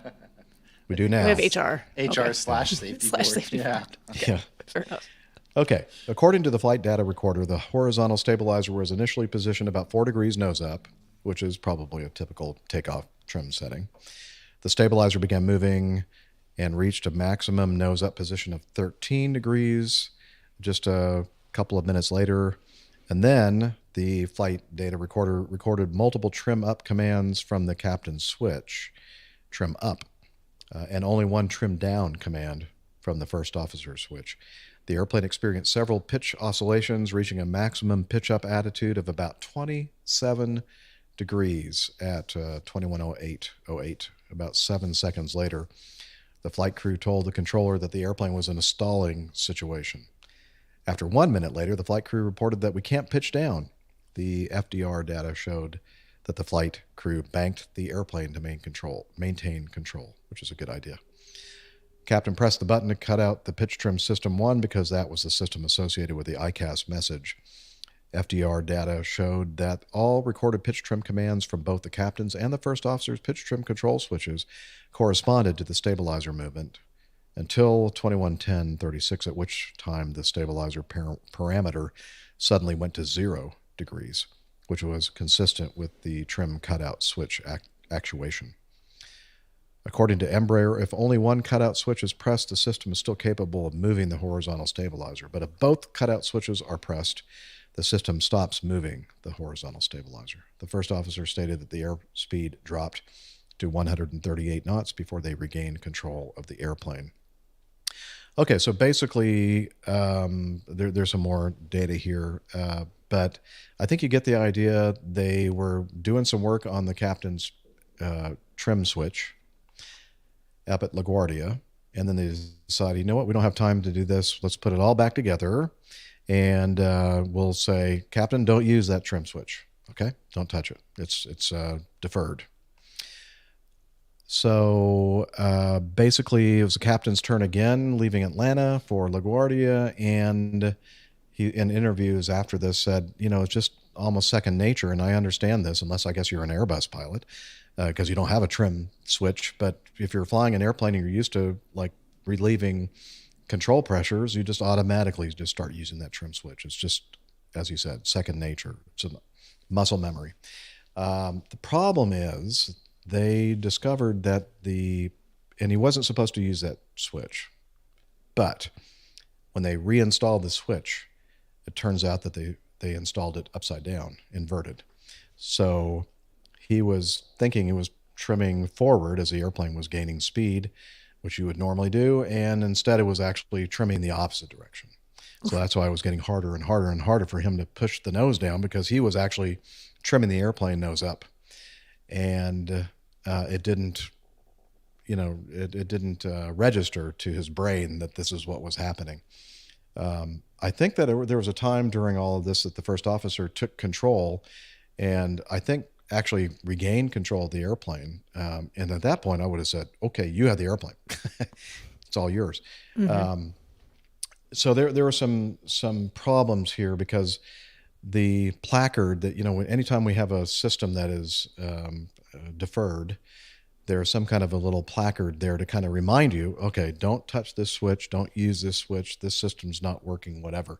There's really no place on the yoke. Now, I don't know, Tony, have you ever flown the E-175? No, not the 175, but I did spend 12 years on the 145. Okay. And it's a very so it's similar. Also made by the same airplane. I mean, same company. Yeah, the Embraer 145, there is a memory item for a pitch trim runaway. The switch itself is almost like it's two channels. It's like two portions, a left and a right, so you have to go up and down. And on the yoke, there's a little red button for a nose wheel steering or a pitch trim disconnect that you would push, as you mentioned in the article. Having that switch put in backwards, I could see how there could be a momentary state of confusion, because obviously we're pitching for a particular speed, and they were just, the captain's side was MEL'd. At the company I used to fly for, which we call Sandpiper as an alias, to one of the wholly owns by the Legacy Airlines, they had a normal procedure. If they did MEL that, which I have seen before, they would put the in-op stickers right over the pitch trim switch to kind of remind you. And if the sticker wasn't big enough, they'd put two big stickers on there. Pilots are pilots. Sometimes we don't notice that a particular MEL procedure is 100%. if the procedure said, it usually tells you exactly where to put the placard on the flight deck, whether that's on the console or on the PFD or the MFD or what have you. In this particular situation, I believe you're supposed to put it adjacent to the trim switch. And it was always a good practice to put a piece of the white MEL sticker over the switch itself to remind you. And if that wasn't a practice, I would fly with both captains and first officers that would either take a piece of paper or something or a post-it and put it there, don't touch. Now, who knows what their mindset was during this event. The fact that the autopilot didn't couple was a trigger, as you mentioned. And when the captain was using, because you go to the law of primacy, you go to, holy crap, something's happening that I'm not used to. What am I supposed to do? Well, let me trim this. And he was putting more and more forward pressure on the yoke while trying to push forward on the trim switch. And it was getting harder and harder, meaning the aircraft was pitching for a particular airspeed with takeoff thrust. You're going to be pointing up to 27 degrees as they did. So however they did, they broke the nose over by banking the aircraft. That was wonderful. That's what they teach you in the simulator. The pitch trim runaway is a regular practice, at least at Sandpiper, as an event in recurrent training and in initial training. That you had momentarily put up their procedure. So they did everything. To me, it sounds like they did everything kind of in the right order to regain control of the aircraft, but it wasn't a very clean, like, oh, let's do that over again in the simulator. Obviously, there's some human factors here that created the situation, and luckily, it worked out for them. But yeah, if both those trim disconnect buttons get pushed, then it goes kind of to like a neutral position, and you can regain the aircraft control. This has happened before over at Sandpiper, as they were the launch customer for the Embraer 145, and that procedure was put in place specifically to prevent this kind of thing. And it's not the first time I've heard of a pitch trim switch being put in backwards as well. Yep. Yeah, I'm wondering. Go ahead, Nick. I was just going to say, I have a couple questions since Tony seems to know what he's talking about. Your first mistake. No. This is great. He just knows the rest of us would have no idea. And this no, these stories always pop up, and we're always like, man, we wish we had someone who flew a 737 on the show or whatever. So the story mentions that the maintenance crew told him to use, or recommended him to use, the backup switch. So does each pilot have two separate trim switches? Now on the 175, I'm not, because I've never been trained on the 175, but I believe there is a backup on the center pedestal. And it's a switch on the center pedestal, I think on the right side, kind of towards the back end of it, whereas it's a backup. Because if you hold your trim switch for more than so many seconds, I can't remember now, it's been many years, but if you held the trim switch in a particular state for more than, I think, 5 seconds, the logic would then say, hey, this trim switch is stuck. So it will cut out that trim switch. And then you could revert to a backup switch on the pedestal where both pilots could reach it. And that's what I believe when they're saying the backup trim switch. I believe that's what they're talking about. And then did they have manual? Did they have a trim wheel? There's a trim wheel, but from my recollection, after a certain speed, good luck. Okay. After a certain speed, it's just so hard to try to use it. Sorry. No, go ahead. Okay, this is my last question. What happens if both pilots are so like in this scenario, right? The guy's trying to trim the nose down, and he's actually trimming it nose up because the switch is inverted. And then if the co-pilot also starts to trim nose down, and you end up with competing, so one switches up and one switches down, what happens there? I don't recall if the captain has authority on that one, or if it's the last one pressed. I don't remember. Okay, but there is some logic, yeah. Okay. So I'm thinking, now that I'm thinking about it a little bit more, and I was kind of condemning the captain for wanting to turn the autopilot on so early in this flight. But now it makes sense. He's probably thinking, okay, it's my leg. I can fly it as long as I have the autopilot going, because I don't have that pitch trim, the primary pitch trim switch working.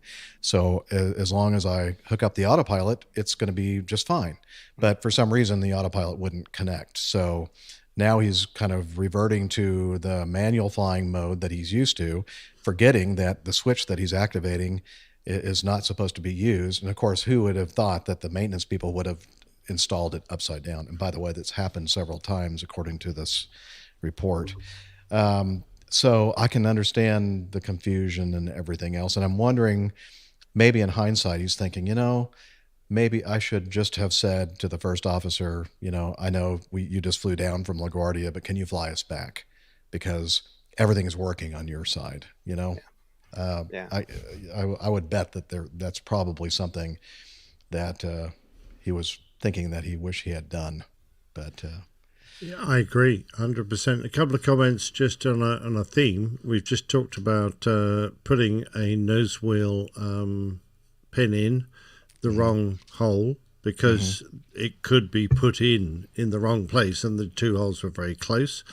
Why are we inventing switches that are dependent on being orientated correctly, not made with symmetrical housing, so that you physically can't put that switch in upside down? Why are designers forgetting simple fundamental factors like that stops engineers from accidentally putting things in the wrong way? It's just lessons that we should have learned, or we have learned over decades, and we're forgetting. That's called poka-yoke. That's a design practice or whatever that the Japanese invented. It was kind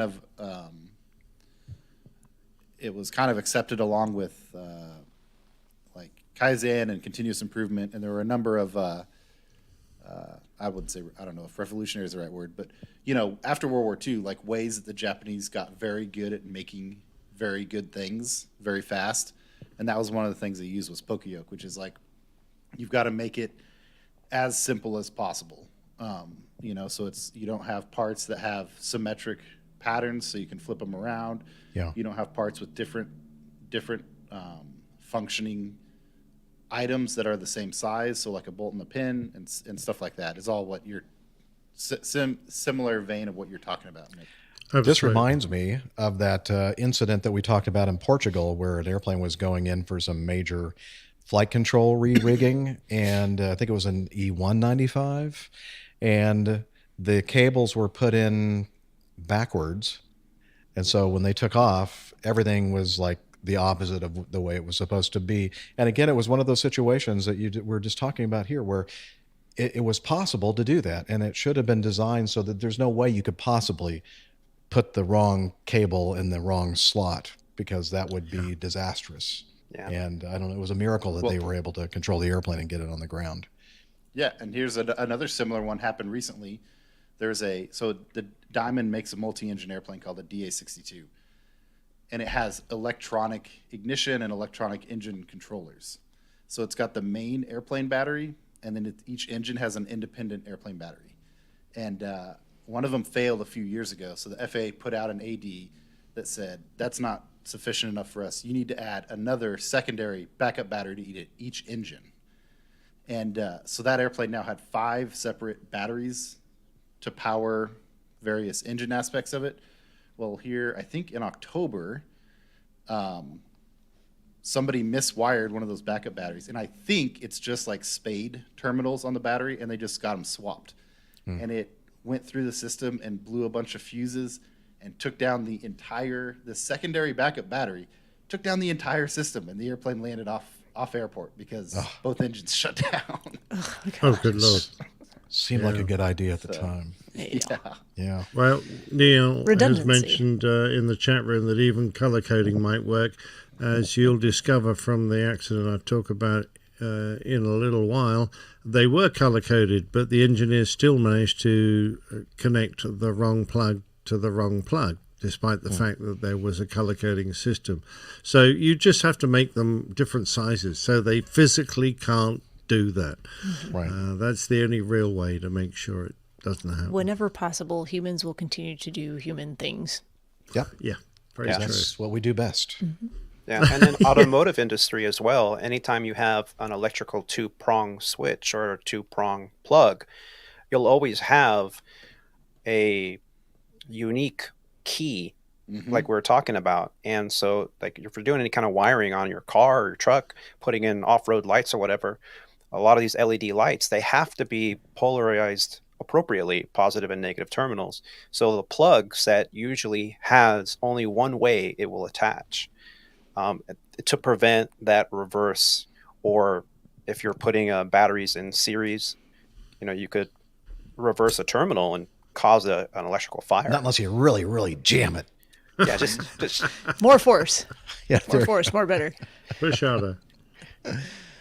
And it's Okay. even as simple as like on battery connectors, right? This is something that I just went through with all the testing that I did, but like making sure you have sockets on the battery side and pins on the airframe side, so that if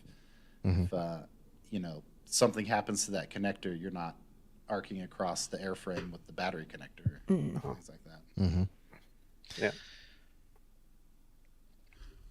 Yeah, well, on a lighter or more disgusting note, depending on your perspective here, the last hungry? item. Well, we can we can really cruise through this one very quickly.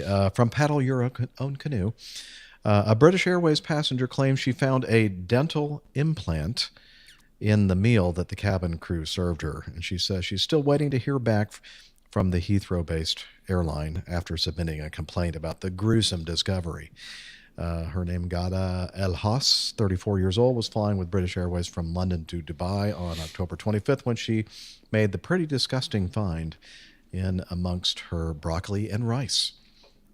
Taking to Twitter earlier this week, she reached out to British Airways in an attempt to chase up a response to her complaint. Still waiting to hear from you regarding this dental implant we found in our food. We have all of our teeth. It's not ours, she continued. This is appalling. I also can't get through to anyone from your call center. Yeah, good luck with that. It turns out that there was another passenger flying with an Indian carrier, claims there was a dead cockroach lurking in his meal. A photo of what appeared to be the hair-raising insect went viral, but the airline said it sent the meal off to be inspected and discovered the cockroach was, in fact, a piece of cooked ginger. It does. We're showing the picture right now in the video. It does kind of look like some kind of a yeeky bug. Just protein. I mean, it was probably cooked. Yeah. Well, perhaps even more gruesome, however, Steph, was the discovery of the severed head of a dead snake in a cabin crew meal aboard a Sun's Well, that was probably Express placed there on flight. purpose for whatever passenger was supposed to get that meal. That was Horrible. definitely Actually, it was- like it was some a- mafia warning or It something. was a cabin you know. crew meal, though. Oh, it was a cabin crew meal. Oh, yeah. Oh, sorry. Yeah. So who cares? Yes, you're quite right. Who cares? Yeah. Anything else to add or subtract or anything with that? Small. I've found Stay away from moldy. the crew meals. I found Yes, moldy fruit. I don't know. Yeah, I've seen that too. Yeah. Yeah. But Yeah, it's- Legacy it's has moldy fruit quite a bit, moldy cheese. Yeah. good. Nice. The solution to that is you just sorry. Nope. I was just going to say the solution to that is fly all these little CRJ 200 flights like I do, because they don't feed You don't have meals, sir. No Or meals. just fly a You don't- 717 you don't have like to worry I about fly. Man, there are no meals on that either. All right. There you go. There's always a way to fix these situations. All right. Getting to know us. It's part of the show where we get to know what's been happening with the crew members and special guests. So let's see. Let's start off with you, Tony, because you're our special guest on today's show. Now, I'll preface all of this. People are going, well, you don't normally have guest hosts on your show. What's going on here? Well, I made a promise to Tony way back a little bit over a year ago, December 3rd, I believe, of 2021, when we did our 500th episode celebration, both in Atlanta and in Farnborough, England. And so we asked people to send in special messages and that kind of thing. And Tony sent one of the best audio congratulatory messages of anyone. And we were so blown away by it. I contacted Tony and said, we need to have you on the show sometime. So It's been a while. Better late than never. Sorry, Tony, it's taken this long for us to have you on. But we really, really did appreciate the very well thought out and very creative feedback that you sent us for our 500th episode. And here we are, 48 shows later on number 548. And here you are. And so, Tony, if you remember that audio feedback that he sent, it was very, very, as I said, polished and creative and professional sounding. And that is because he also is a host of an aviation podcast entitled the Squawk Ident podcast. And so tell us about that. Tell us a little bit about you, Tony. Well, first off, thank you so much. It's an honor to be asked to come onto your show. I've been listening ever since I started getting into podcasting. I was doing my research on what kind of aviation podcasts are out there. I'm, clearly a pilot that I've been flying for about 20 years now on a flight line, and I made it to the top of the pyramid.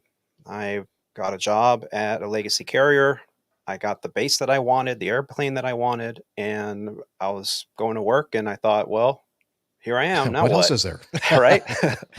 I have a little bit of a background in the arts. I have a degree in film production that I achieved in 1998 from San Francisco State, and I never really did much with it.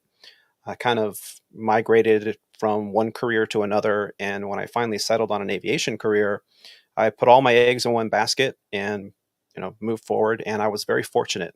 My career, I've never been furloughed, knock on wood, but it's been very lucrative for me.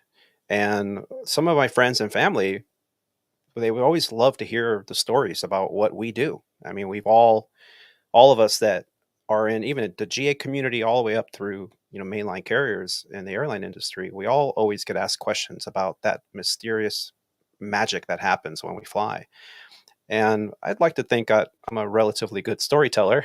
And a friend of mine said, you should probably do a podcast about aviation. And I really didn't think that was a smart idea. I know that a lot of major airlines have social media policies with their employees that they don't want them to go out and say something maybe negative about their company. And so I thought it might be a little dangerous. So I did a little bit of homework, and that's how I stumbled across APG. And yeah, I quickly came down with the syndrome, and but I really enjoy the format. I listen to many podcasts out there. It took me about 3 months of really doing my due diligence and finding out what was involved. And I decided, hey, I could do this. So Amazon ordered a cheap microphone, and I had a laptop. I thought I could do this. And those first couple episodes were pretty embarrassing. I tell people, don't listen to the first 5. But I continue to listen to your show and some of the other shows out there. I know Jeff and I both listen to the Podfather, and these shows really kind of set the tone of what I wanted to get out there, which is really to tell people and express how this journey is different for everyone. We have pilots out there. Sometimes you fly with a pilot 2 or 3 times in the course of your career, and you'll hear what they did before flying at this carrier, or you'll hear what they do in their spare time, or you'll hear about the family and the children, but you never really dive into the uniqueness because most people are pretty modest, at least I've found. And to hear these stories about some of these pilots I've flown with, like generals, I've flown with B-2 pilots. I flew with a pilot that was involved with Skunk Works. Just amazing stories. And at the beginning of this whole podcast journey that started in 2019 for me, I just was asking everyone I was flying with, hey, you want to be on a podcast? let me record you. I've got a lot of thank you, but no thank yous. But those that were willing to sit down with me for an hour or so, I just was amazed on what I was hearing, the uniqueness of everyone's story. And the feedback I was receiving was very positive. And here we are now getting ready to go into season 5 of the Squawk Ident podcast. I have grown my co-hosts from 1 or 2 of my friends to now 4. additional co-hosts, and whenever the schedules work out, we get everybody on the show. And I really do feel proud of this baby that I've seen grow. And the whole point is to keep it positive, to explain what we do, in kind of bringing it all back to why I wanted to do it was when I got into aviation, I didn't come from an aviation background. So my knowledge came with the person next to me at the flight school or my flight instructor. I thought they were, flying gods, right? Oh, this is how do you get into airlines? As if they knew, right?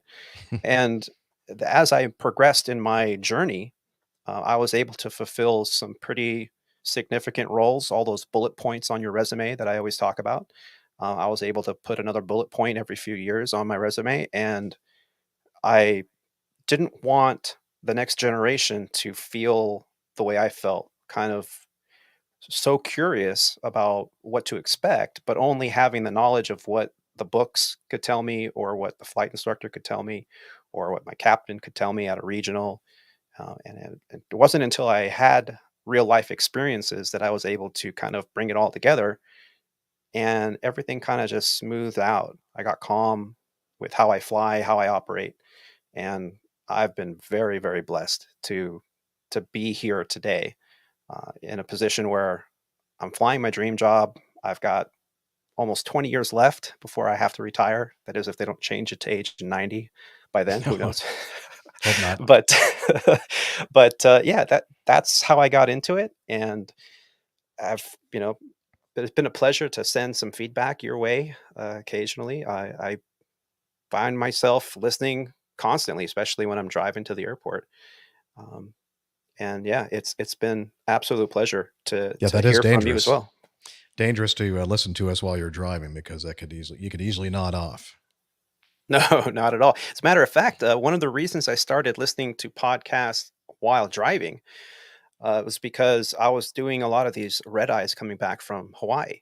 One of the whole reasons I wanted to get based on the aircraft that I was selected on, which was the Airbus, was because they were doing LA to Hawaii on every island. And a lot of those trips, especially the more junior Hawaii flying, you would fly out in the morning on day one, stay there 30 hours, and then leave Hawaii around 10 o'clock at night, landing at LAX around 6 o'clock in the morning. And then you got to get in a car and drive through LA traffic another hour to get home. And I tried everything: music, rolling the windows down, air conditioning, everything. Yeah. And, you're doing the touch and goes while you're driving, and you're like, oh, I got to pull over. I got to pull over. Shaking your head. It doesn't work. Shake your head and jumping up and Sticking your down. head out the window. That doesn't work. Nothing worked. But then No. when I started listening to a podcast that was engaging, that kept my interest, that was not just some rhythmic thing that was going to put me to sleep, it actually helped quite a bit to keep me awake. That's awesome. Yeah, this world of podcasting that we live in, the world of YouTube and the world of podcasting is so great for people to learn about our jobs and what to expect. And we didn't have any of that when we were, at the beginning of our careers, or at least I didn't. There was no such thing as YouTube or podcasting way back, before the turn of the century. So I'm glad that there are several of us out there doing this sort of thing to kind of help people along in their journey. Yeah. That's awesome. Any questions, crew, for Tony before we move on? So where can everyone find your podcast? I know you mentioned the name of it, but you've got, and we could do this at the end of the show too when we do our stuff, but yeah, now it doesn't hurt in Ident. case people Yeah. tune out later on. Yep. Yeah, the Squawk Ident podcast, an aviation podcast on all players. You can even tell Alexa to play Squawk Ident and she'll do it. And you can find the website at aviatortony.com, and I spell it Alpha Victor, the number 8, Romeo Tango Oscar November Yankee.com. Alexa, play Squawk Ident podcast. See if anybody's Alexa is doing that. It's only coming to my ears. Mine's sitting right here.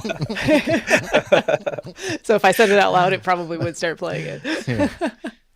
All right. Quick question, Tony. Because being an Airbus fan myself, what was it about Airbus that made you think that was your ideal aeroplane?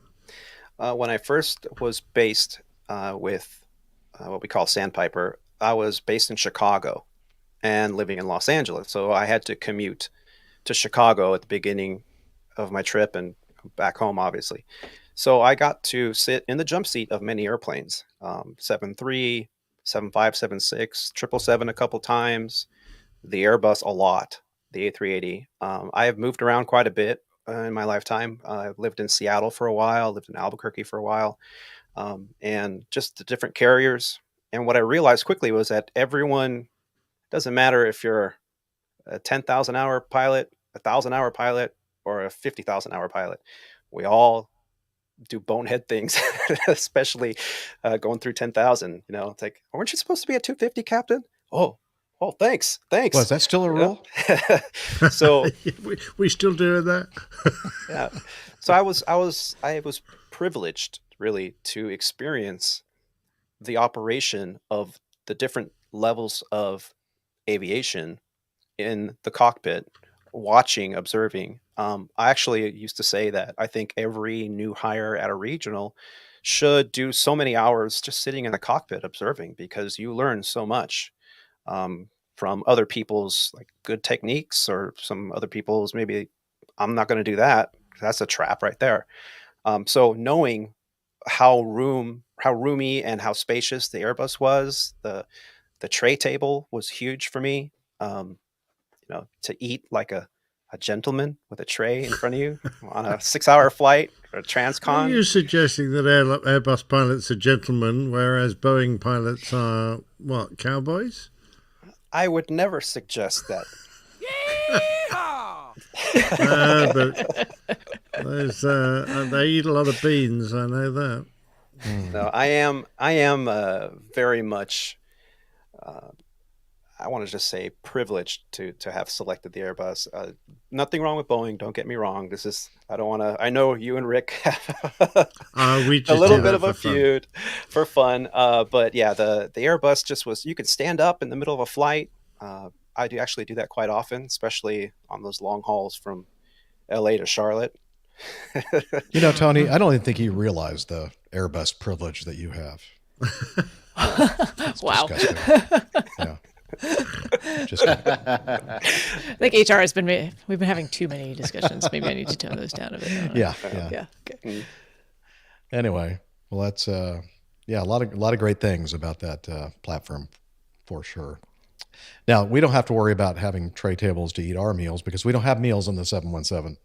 I won't talk about that. Anyway, poor you. I know. The okay. legs really aren't long enough to be worried about that. We have plenty of fast food places to eat in the airports. Okay, let's see. Healthy and nutritious. Yes, healthy and nutritious. I mean, or maybe some moldy fruit on your crew meal. Yeah, bring your own. Yeah. Let's see, Steph. How Yes. have you been? Good to see you. Great, actually. Thank you for asking. It's good to see you as well. Let's see. You did the show with Liz last week, so we were not there for that. And I know you kind of caught people. I did listen to it. How about that? I'll tell you when I listened to it here in a moment, when I tell you what I did last weekend. So I know you kind of caught people up on the fact that we had a chance to get together and enjoy some beers and a meal while you were in Charlotte on a layover a couple weeks, 2 weeks ago now, I guess. And really nice to catch up with you as always in person. It's always a joy and a privilege. And last weekend, I was in Chicago for the weekend, or let's just say Chicagoland suburbs, very near where I grew up, for the wedding of one of my oldest, dearest friends. There's a group of us, about 5 of us girlfriends, who have known each other since at least second grade. And a couple of them even a little bit longer. So that's 30 plus years at this point, which I'm proud of that friendship, that we've been able to maintain that for such a long period of time. And most of them all still live in the area, and I'm the only one that's left and moved to a bunch of different places. But I think that's one of the really nice things about social media, is that it came into existence at a time when it allowed us to maintain those connections that we probably would have lost otherwise. So, yes, one of the last of us to get married. Let's see. I would be the last if that ever happens, but we'll see.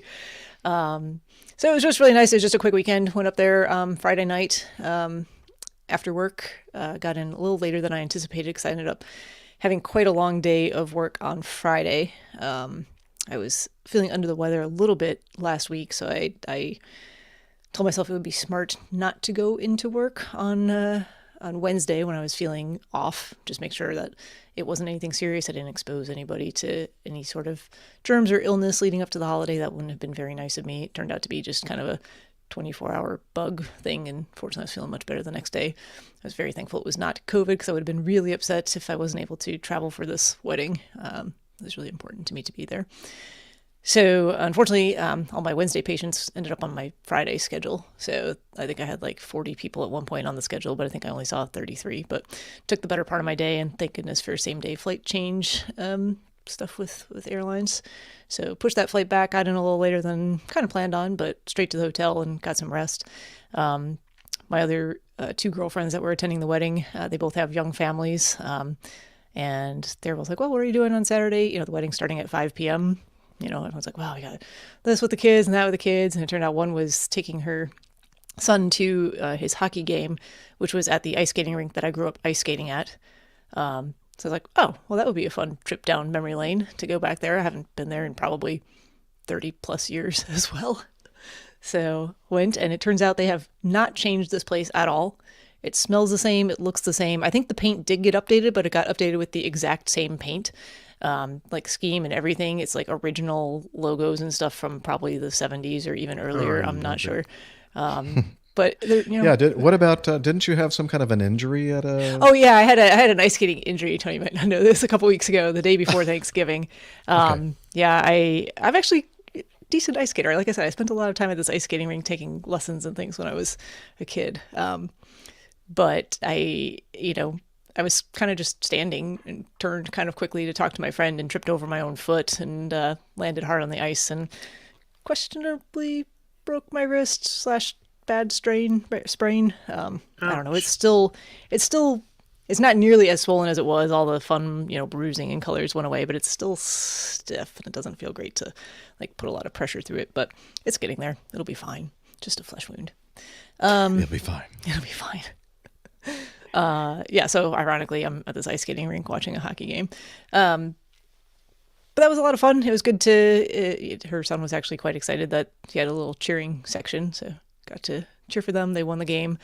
And then they went back to their house. I went to my hotel. We got ready for the wedding, and it was a very, very nice venue at the local Arboretum. And they have this education center that can kind of doubles as a reception center and venue, and they had it all nice and done up for the wedding. So that was really nice. And then the next day I actually spent time at my other friend's house with her family and her girls. Just a quick lunch before I got back on the plane and came back to Charlotte. But I don't miss the Chicago weather in the winter. It really wasn't that much different than it was here. Kind of gray, overcast. It was probably 10 degrees cooler. It just felt, I don't know, chilly and gray. It gets dark at like 4:45 in the afternoon. Yeah. Oh yeah. They can Chicago in the wintertime, baby. Oh yeah. They can keep that. I don't need to live there anymore. But it's nice to go back and visit, and it was a really nice weekend. And that's the majority of what I've been up to. Well, it was great seeing you in Charlotte, and I'm glad you had a great time for the wedding and all the other stuff. So it's always good to see you on our show, Steph. Yeah.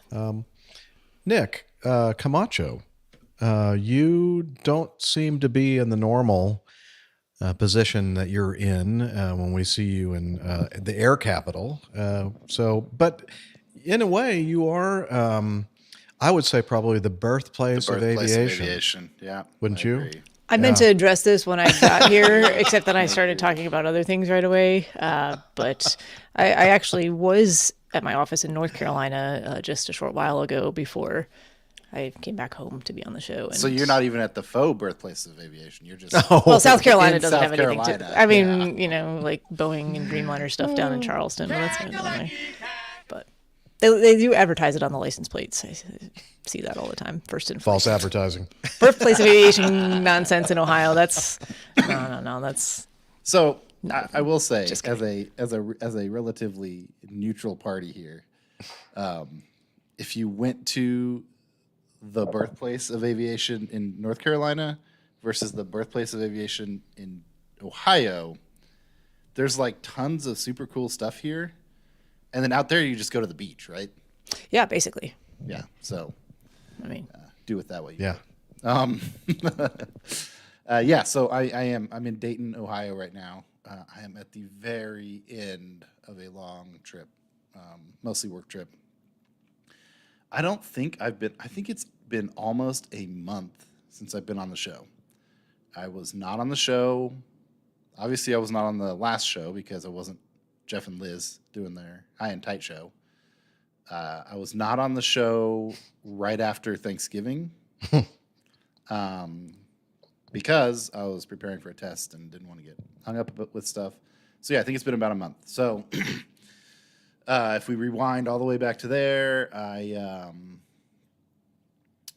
a bunch of stuff has happened. I met with the DME that I was going to take the AMP testing with.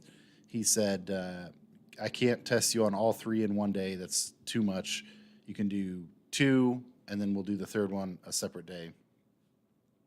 But I don't have any time to test you until like the end of December. And I was like, that's a bummer.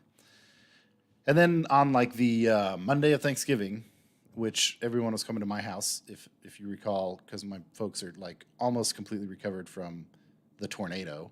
But I said, why don't we just do everything in my house so you guys don't have to worry about everything. You can finish up your stuff. So I already had that hanging over my head and more so my wife's head, running around and trying to get our house ready for everyone. And then the DME called me on like Monday and was like, hey, so I have an opening now. It's the Saturday after Thanksgiving. Do you want to come test? And I was like, yeah, sure, let's do it. So that turned that whole week into getting ready for Thanksgiving and doing all this studying for the general oral and practical and the airframe oral and practical.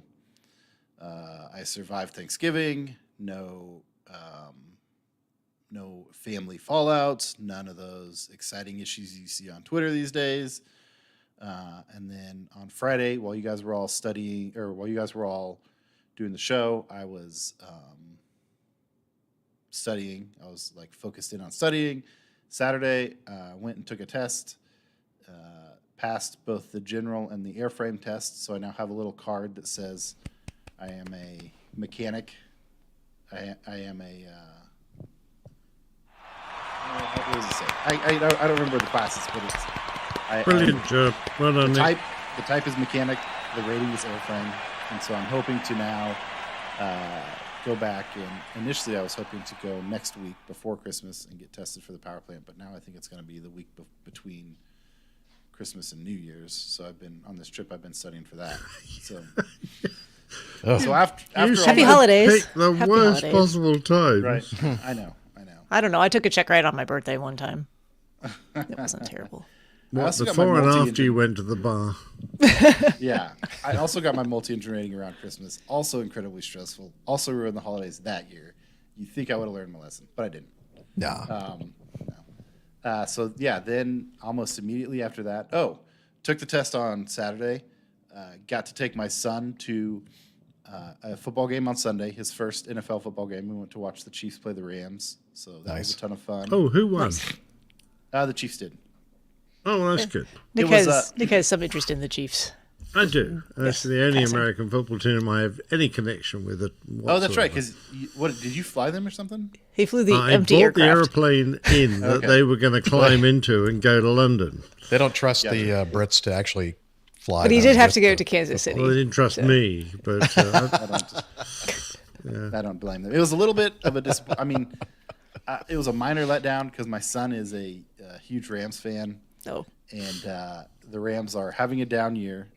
And in addition to that, their quarterback was hurt. Their best player was hurt. I think their running back was hurt. Well, they got like 150 players. Which backup particular quarterback one was hurt. the best player? He's a guy named Cooper Kupp, and he was actually like the best player in all of football last year, and he's hurt. So, it was a kind of a weak showing for them. The Chiefs kind of played down to their level, so it was a little bit of a bummer for me too. But he had fun. As we were walking through the parking lot, I think one of the highlights for him was he had all of his Rams gear, and so as we're walking through the parking lot, like every fifth or sixth tailgate would have a couple of Rams guys, and when they'd see him, he's 8. So when they see him with his Rams gear, they get super excited and they go over and start high-fiving him and fist bumping him. Oh, that's neat. So he liked that. Yeah. How do you chest bump an 8-year-old? Fist bump. Fist bump. Oh, fist bump. Okay, right. Sorry. I'd imagine this poor kid being knocked over by all these He's on the ground Like again. clear across the parking lot. Boom. Boom. Yep. I don't know if I like this foot. Sorry.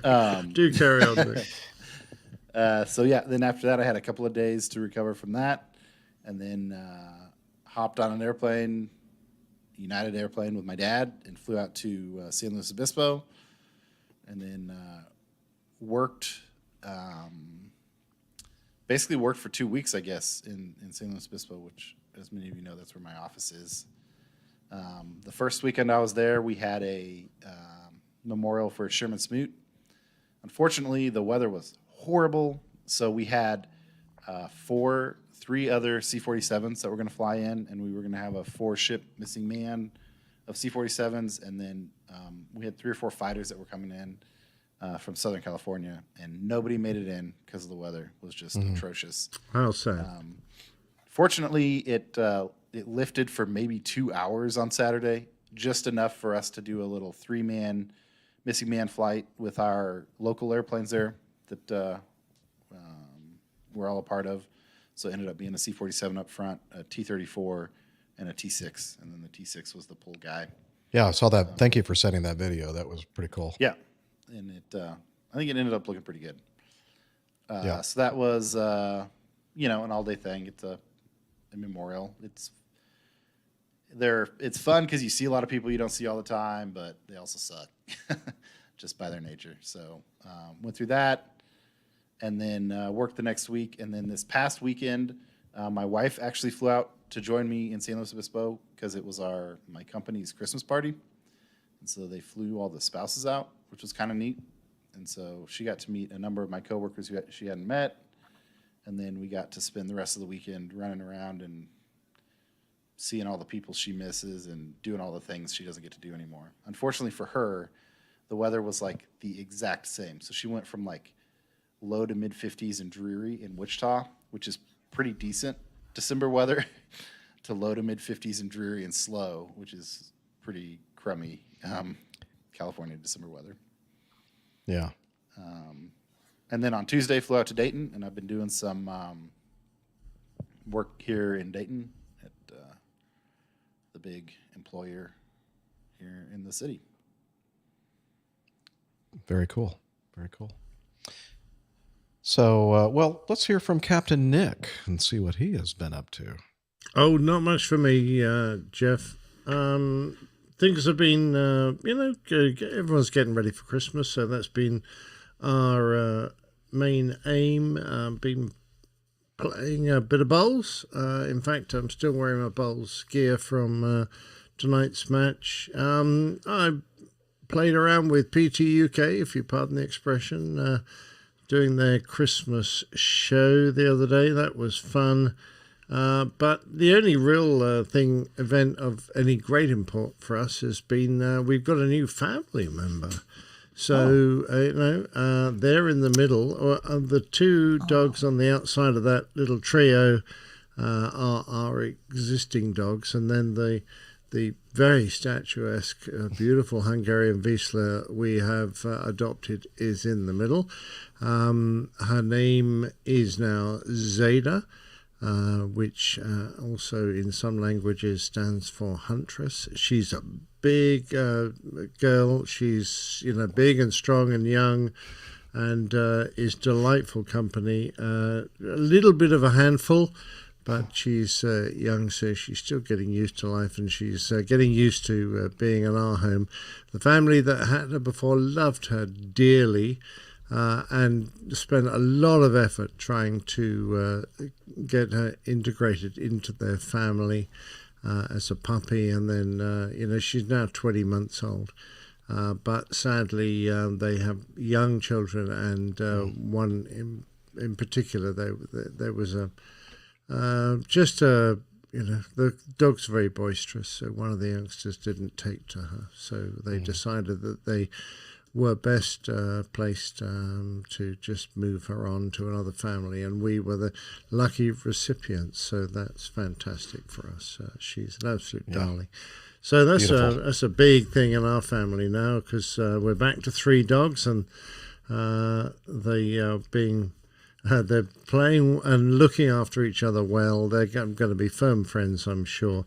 A little bit of teething trouble as they settle in, but we're not too worried about that. And, so that's it, really. And I've got a match tomorrow and a big match on Saturday. I'm getting through to the semi-finals of the club championship in my local bowling club, playing a very strong player. So I'm not confident at all, but I'm looking forward to the match because, give it your best. You never know what's going to happen on the day. So looking forward to that on Saturday. Very good. Well, I'll tell you what, Zeta is really lucky to be in the family that she found herself in. Well, it works both ways. We are just delighted with her. She's so much like our very first Hungarian Wiesler.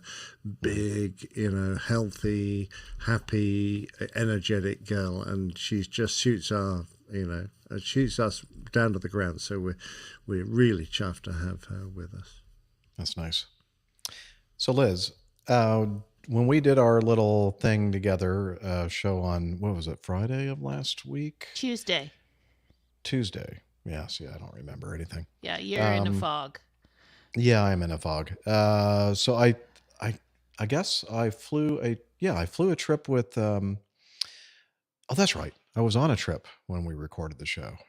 That's right. I was on a trip with First Officer You're Brent. in Madison. Goodbye. Yep. And I was in Madison, and we did a kind of an experiment, and I think it worked out pretty well. It was just kind of a one take kind of thing, and and as you can probably tell from the show notes and the lack of chapter images on your podcast playing apps out there, I didn't do any of that, so that was kind of nice to be able to knock it out really, really quickly, because a lot of changes going on in my life, have been for the last couple of years actually, but it's all kind of culminating now into the present situation. The house, the marital residence of 21 years was listed for sale, contracted, and actually closed to, I think, our surprise.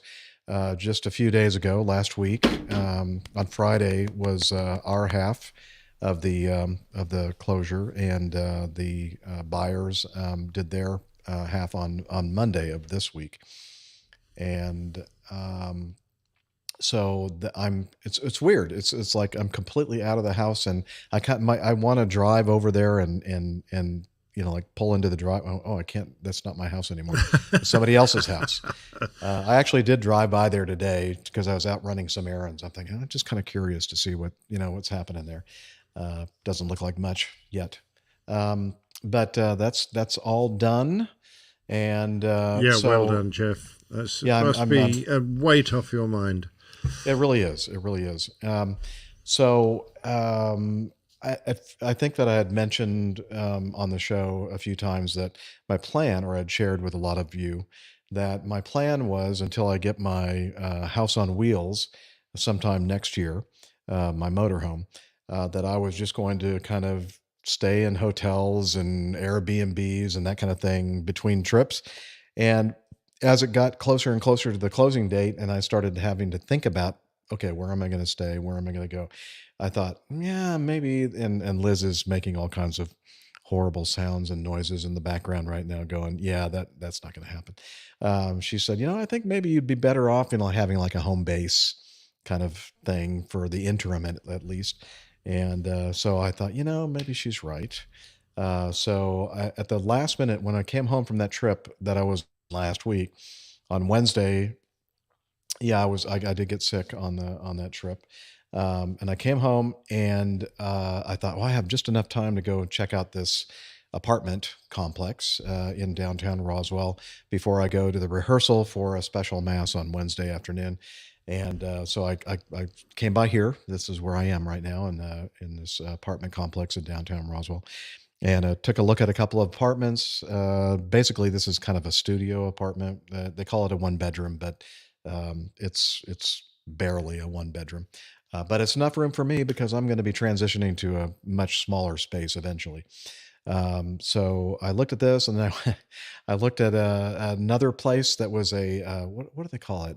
Like a 55 plus active, 55 The plus active adult communities. Yeah, Yeah. and I have to tell you, the place was beautiful. The probably nicer apartment. So when I'm in here, very quiet, very quiet.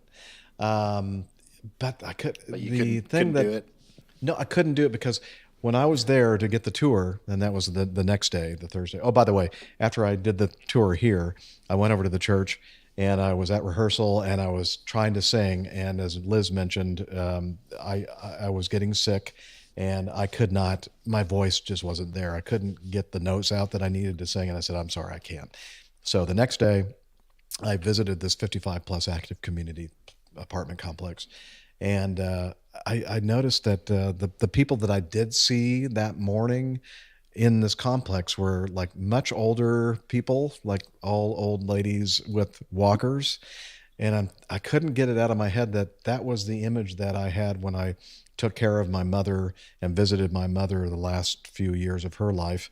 In the care facilities that she was in, that's what it reminded me of, and I'm thinking, nope, I'm not quite ready for this. And so, as beautiful a place as it was, I just said, nope, got to be. I'd rather be the old man with a bunch of young people than the young whippersnapper in a place that has like incredibly old people. You know what I mean? What was that? That's weird. Anyway, am I the only one that heard that? No, I heard it. Okay. Anyway, so I immediately after I looked at that place, I came back over here and I said, "Yeah, I think I want this one." And so, like within a day, I had already like started filling out the paperwork for this place, and the very next day, they were handing me the keys and everything else. So I've been in the place now for just a few days, and I'm still kind of moving in. And it's, as I said, it's in downtown Roswell, very close to all the fashionable, bars and night spots and restaurants and all that kind of stuff here in Roswell, which is really nice. Because, and it is, yes, Liz, you're correct. It is nice to have a home base and not have to worry about, okay, where am I going to be staying now and where am I going to be staying tomorrow and everything else. So it's nice to have a place, but I have to be careful. I don't want to kind of get so settled in and start collecting stuff, and I need to make sure that I keep scaling down, because eventually I will take delivery of the motorhome and have to really be in a very small place. So anyway, I love this. It's nice because I don't really do a lot of my own meals, cook my own meals. I usually go out for dinner, so a lot of great places to go out to within walking distance. So it's a great place for me. So there you go. That's where I am. This is my first show in the new APG headquarters. I got a short-term lease, then a month option after that. So depending on, I don't know for sure when I'm going to get delivery of the motorhome. I'm hoping somewhere between April and, oh no, the internet's kind of acting up. Son of a gun. Yeah. Okay. So anyway, I have some flexibility. So when I get the motorhome next year, be able to, make a nice transition and then be on my way. So that's your update for me. Okay. Well, let's do the cover art. Control room's telling us. Thank you, Nick, for taking care of the shocking show. And of course, our main news item on last Mooney that flew into the or not the telephone, the electrical, the detention power towers and outside of.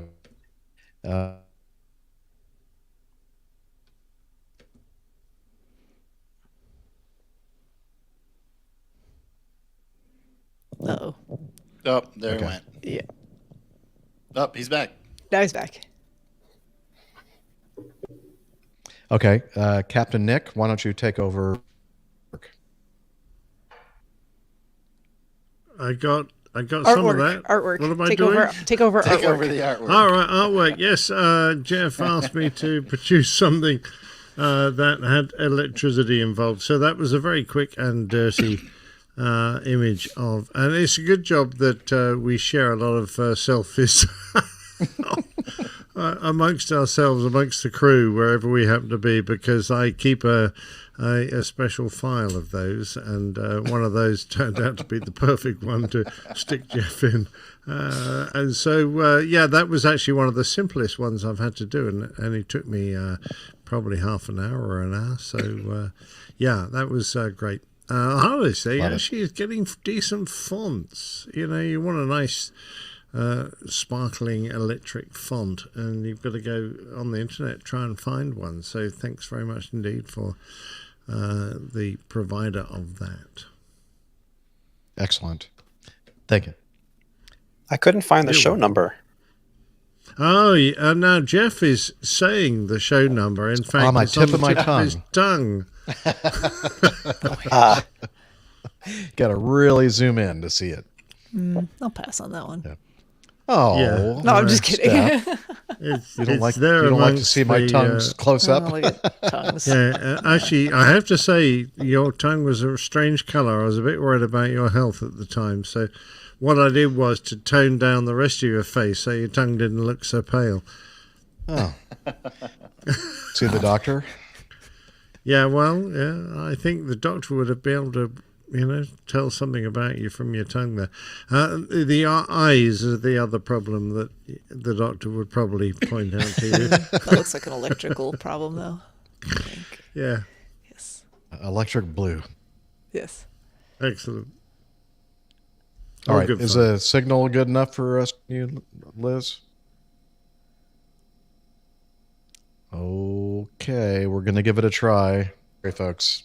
This is a teething pain place, apparently. Oh, we're just going to look at me. Okay, good. Yeah. I like this. Do that. Who did that? Am I still here? You're still here. Yeah, sort of. Kind of. Yes, Well, yes. selected. you're still right. Here, let me go to this. I didn't touch it. Is Steph singing the coffee song? No, definitely not. Yeah. Yeah, Oh, I need to yeah. hear that. I suddenly am quite thirsty. My beverage ran dry and need a physiologic break. So enjoy someone singing. Okay. Oh, Yes. I was There waiting we for the go. album to come out too. Yes, There I'm we still go. working on it. Finishing touches. Okay, Tony, sing with me. Johnny, how much more coffee?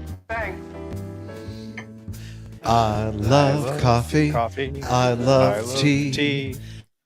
Of I the love APG community. Coffee and tea and the Java and me. A cup, a cup, a cup, a cup, a cup. Oh, yeah. Love it. Hey, the Coffee Fund way to support our show financially. And a couple different ways.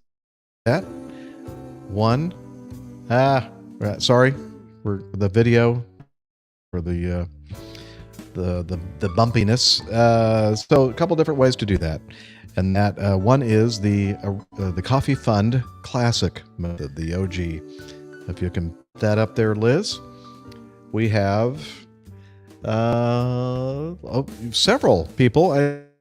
We're getting close to the end of the holidays. Daniel, Michael Smith, Sam Dawson, and Philip Biggin, or Big Gun. I like that name. I wonder if that's his real name. Anyway, thank you very much. Very, very generous from all of you. Thank you very much. And the other way to participate in the Coffee Fund is to do it via Patreon. And people that just did the OG thing, Daniel Kember, also became a new patron of the show, a new executive. So thank you very much for that. So check it out. If you want to learn more about the Coffee Fund, head over to airlinepilotguy.com/coffee. You'll be glad you did. We will too. Yes, we might, Liz. She's wondering if we're going to have issues with the plane tail and my internet. There's a lot of issues with your internet at the moment. Well, I mean, it's comical, but it doesn't make for good no, I'm wondering. podcasting at the Like, moment. stop. I don't know what I want to do, Liz. You want to think about it for just one moment? Because I was serious about my beverage being empty, and I'm going No, to go replenish that real quick. and I go shall do something. return. We're not going to do something right away. We're going to think about this. Brainstorm. So the thing that I'm using right now, I don't need to do well. Might be able to find something that I can run a hardwire, but it requires a dongle. You know, the weird thing is you were fine for like the first hour and a half. And all of a That's sudden in the the last time of 15 day. minutes, it's just, everyone's loading it up. Okay. Here in the apartment complex. I Yeah. think people are coming home and watching Netflix and doing all Yeah, that. you're right. Even though I just did a speed check, man, it still looked good, but something is affecting. Yeah, it's gone to pot. Let's see. Okay, so if I do the dongle that I have is a USB A, so I need to find a USB C to USB A connection to use that to keep the. I might have to switch my camera to the. How am I going to do that?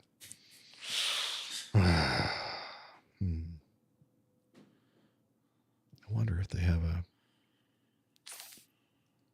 adapter. Hang on. Entertain the troops. Be interesting. That's Nick's department, Nick Anderson, with the fun songs. No. Definitely not Wait, Nick wait. C. Let's I make can sure. sing a red song if you want. Yeah. Yes. From- Yes. Yep. We like rude songs. While Nick's like, wait, Captain Jeff is mistakes have distracted, it is Just definitely like time for mistakes rude have been songs. made. Mistakes have been made. Is somebody making a drink back there? I think Jeff is making a drink for his.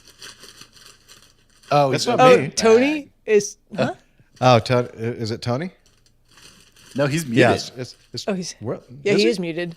Oh, he's if muted. you're talking about the crackling, that's me. I'm a practical. Oh, that's Nick. I was like, I only opened a beer. I don't think it made all that noise. It's not me. Cheers. Well, I sounded like a blender at first. But Was it- I definitely was like, someone's into the margaritas. I need a Alrighty. new microphone. Obviously, this one is not nearly good enough. Oh, an adapter. Okay, found it. that's good. Oh, there's been a request for RAF songs or RAAF songs. Even better. Well, funny old thing, the Royal Australian Air Force didn't seem to know any. That was very disappointing when I went there. How sad. Yeah. The only clean RAF song I sort of seem to remember was We don't want It the doesn't have to be. clean It ones. doesn't have to be clean. We're Yeah, we gonna don't cut want the this part clean out. ones. This is not being. This is only going to live on like the YouTube feed. it will live on in YouTube. Yeah, Yes. it sort of went something like rolling down the runway, throttles open wide to see the mighty Phantom sway from side to side. Airborne again without a blip. It's just one more abortive trip, but we're pressing on regardless for the Wing Commander's AFC. Went to early briefing, climbed into the kite, opened up the throttles and roared into the night. Leaving the flare path far behind, it's dark outside, but we don't mind, 'cause we're pressing on regardless for the Wing Commander's AFC. Now the war is over, we've reached the promised land. The CO kindly greets us and shakes us by the hand. You've worked very hard and thank you, men. I've just been given the BEM, but we're pressing on regardless for the Wing Commander's AFC. Yay! Hey. It was Very very nice. clean. Although there were some abbreviations in there that I'm sure were Well, I the didn't know what AFC they is the meant. Air Force Cross. okay. And the BEM is the British Empire Medal, a junior medal to the Air Force I was hoping that they Cross, were going to so- be code No. for something You're offensive. dreadful. How could you possibly think that? I don't know. Perhaps. Yeah. Yeah. Let's see. No, great song. I liked it a lot. Thank you. Right, what's happening now? Oh, We're still. Jeff is still fiddling with still things. fixing I was going to stuff. say, I was going to, I'm trying to figure out if I can share my screen. I was going to show some pictures from, oh yeah, there we go. Yeah. From my trip today. I took, is that working? No. Nope. Can't hear you, Jeff. Oh, is he talking to Liz?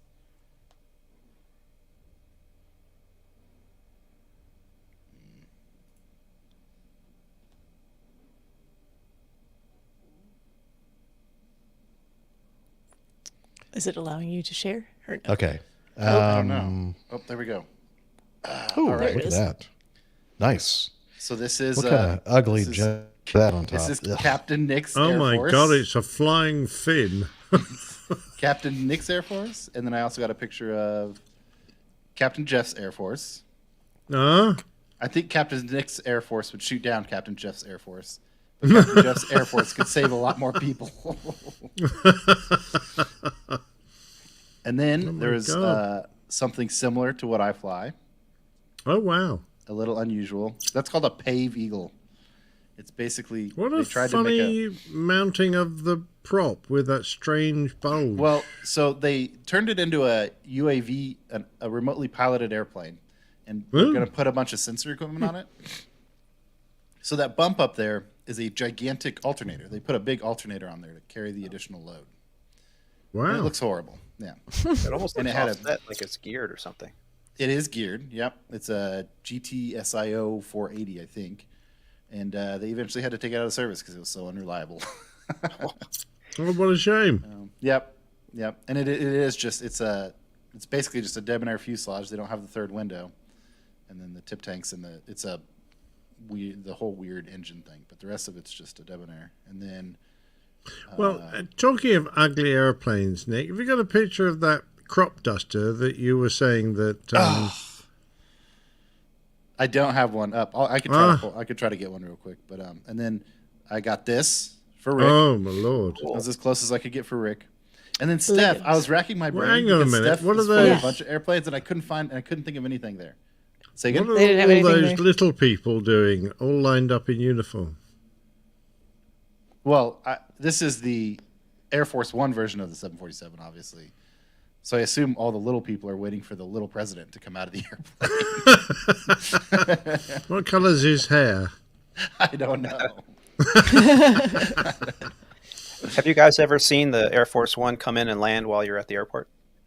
Oh, I got No. stuck at Heathrow several times for have bloody not. hours on end, Tony, when Air Force One shut down the entire airspace around and we all sat on the ground like complete Those idiots. effing prima donnas, presidents of the colonies. Yeah.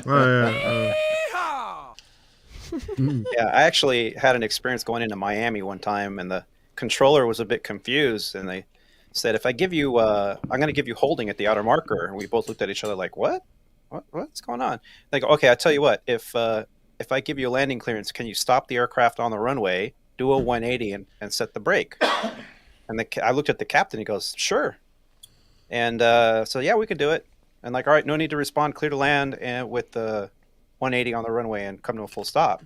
And as we were coming in about 200 feet off the ground, you could see on the airport perimeter all the Secret Service vehicles, the entourage of the Suburbans, and they're coming on the property. And we had touched down, and just as they were coming onto the property, we can see all the lights and everything, and we could hear the tower give Air Force One clearance for takeoff, while the president and the entourage were still in the vehicles a mile away from the airplane. And we stopped the airplane, did a 180, and we had a perfect line of sight for where Air Force One was. And sure enough, the president came out of the vehicle, went up the stairs, the door closed, and within 30 seconds, they were airborne. And man, when they take off, it's like a rocket. Talk about toga takeoff power. That 747 Oh, wow. is amazing. Oh, brilliant. Toga. Doug. Think. Oh, the I got a PC-6. toga. Yeah, Did you see that? Well, so iHaul Boxes just alerted me to that. I hadn't seen that today. Yeah, So sad. It was a bummer because there were. Sorry. It was a bummer because there was so much all over social media. I about know that being the final final PC6. airplane. Yeah, And they dunked it right off the bat. Dope. What a bummer. It's such a cool airplane. They used a lot of them for skydiving, actually. Yeah. Or they used to. Mm-hmm. There's one that does. Oh, sorry, I know Jeff's like ready to go. Jeff, yeah, no, go ahead. There's Jeff, we're one of the local, like, I think it's a missionary type group. They almost do a lot of work in Africa, but they're yeah. local and they train their pilots here and they fly porters and they frequently fly at our airport. And it's always like, there's another turbine aircraft here. And then it's like, oh, it's the porter. Yeah. And it looks so bizarre because it's so much. It's just funny to see a small tailwheel aircraft with a, Really long big nose. turbine. Yeah, exactly. Oh man, I just realized when we were talking about the Juba hard landing, I could have played this. Ted, that was probably the lousiest landing in the history of this airport. Added in post. Some of us here, particularly me, would like to buy you a drink or shake your hand. So, I'm thinking after discussing with our producer and the technical issues with, I don't have a long enough Ethernet cable. I know it's a personal problem. Sorry. It's okay. Sorry. Sorry to disappoint you. But I can't reach the router, The router. from where I have everything set up. Kitchen on. I was gonna say it was looking perfect right then and there, and now you're frozen again. So it's very touch and go. Yeah. But can you hear me still? No, well, sometimes. No.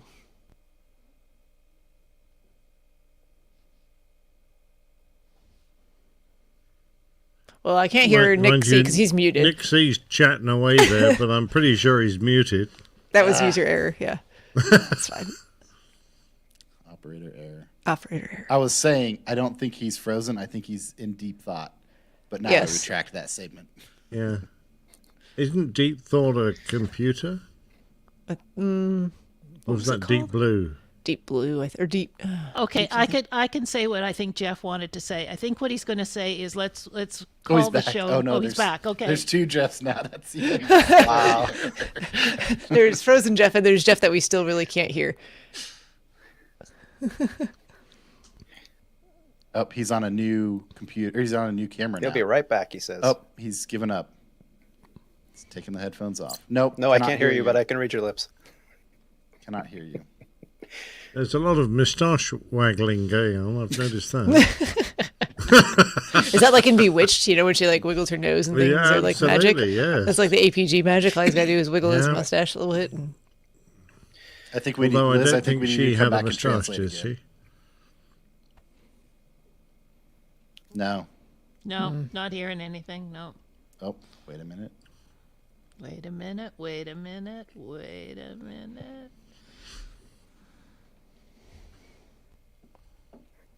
Oh, that was weird. Well, this is the APG. It's generally pretty weird. Hello. Hey. Hello. Okay. How are we all doing? Well, we're fine. good. How are you? That's That, Love PG. it. PG. Love this. yeah, that microphone so- sounds horrible. It really does. We cannot continue this. No. We've all come to the same conclusion, I think. Yeah. So what we're going to do, thank you everybody that showed up and are in our live chat room. First of all, before we stop the broadcast, I have to say it's got to be this guy right here, Tony. Yeah. Yeah, absolutely. He's the common denominator. We just had some airplane references. He's like This is the way Johnny. you're He's gonna like, destroy the, just kidding. aviation podcast out here that like stuck in your craw. Is that the way you're going to do this, Tony? What? not at all.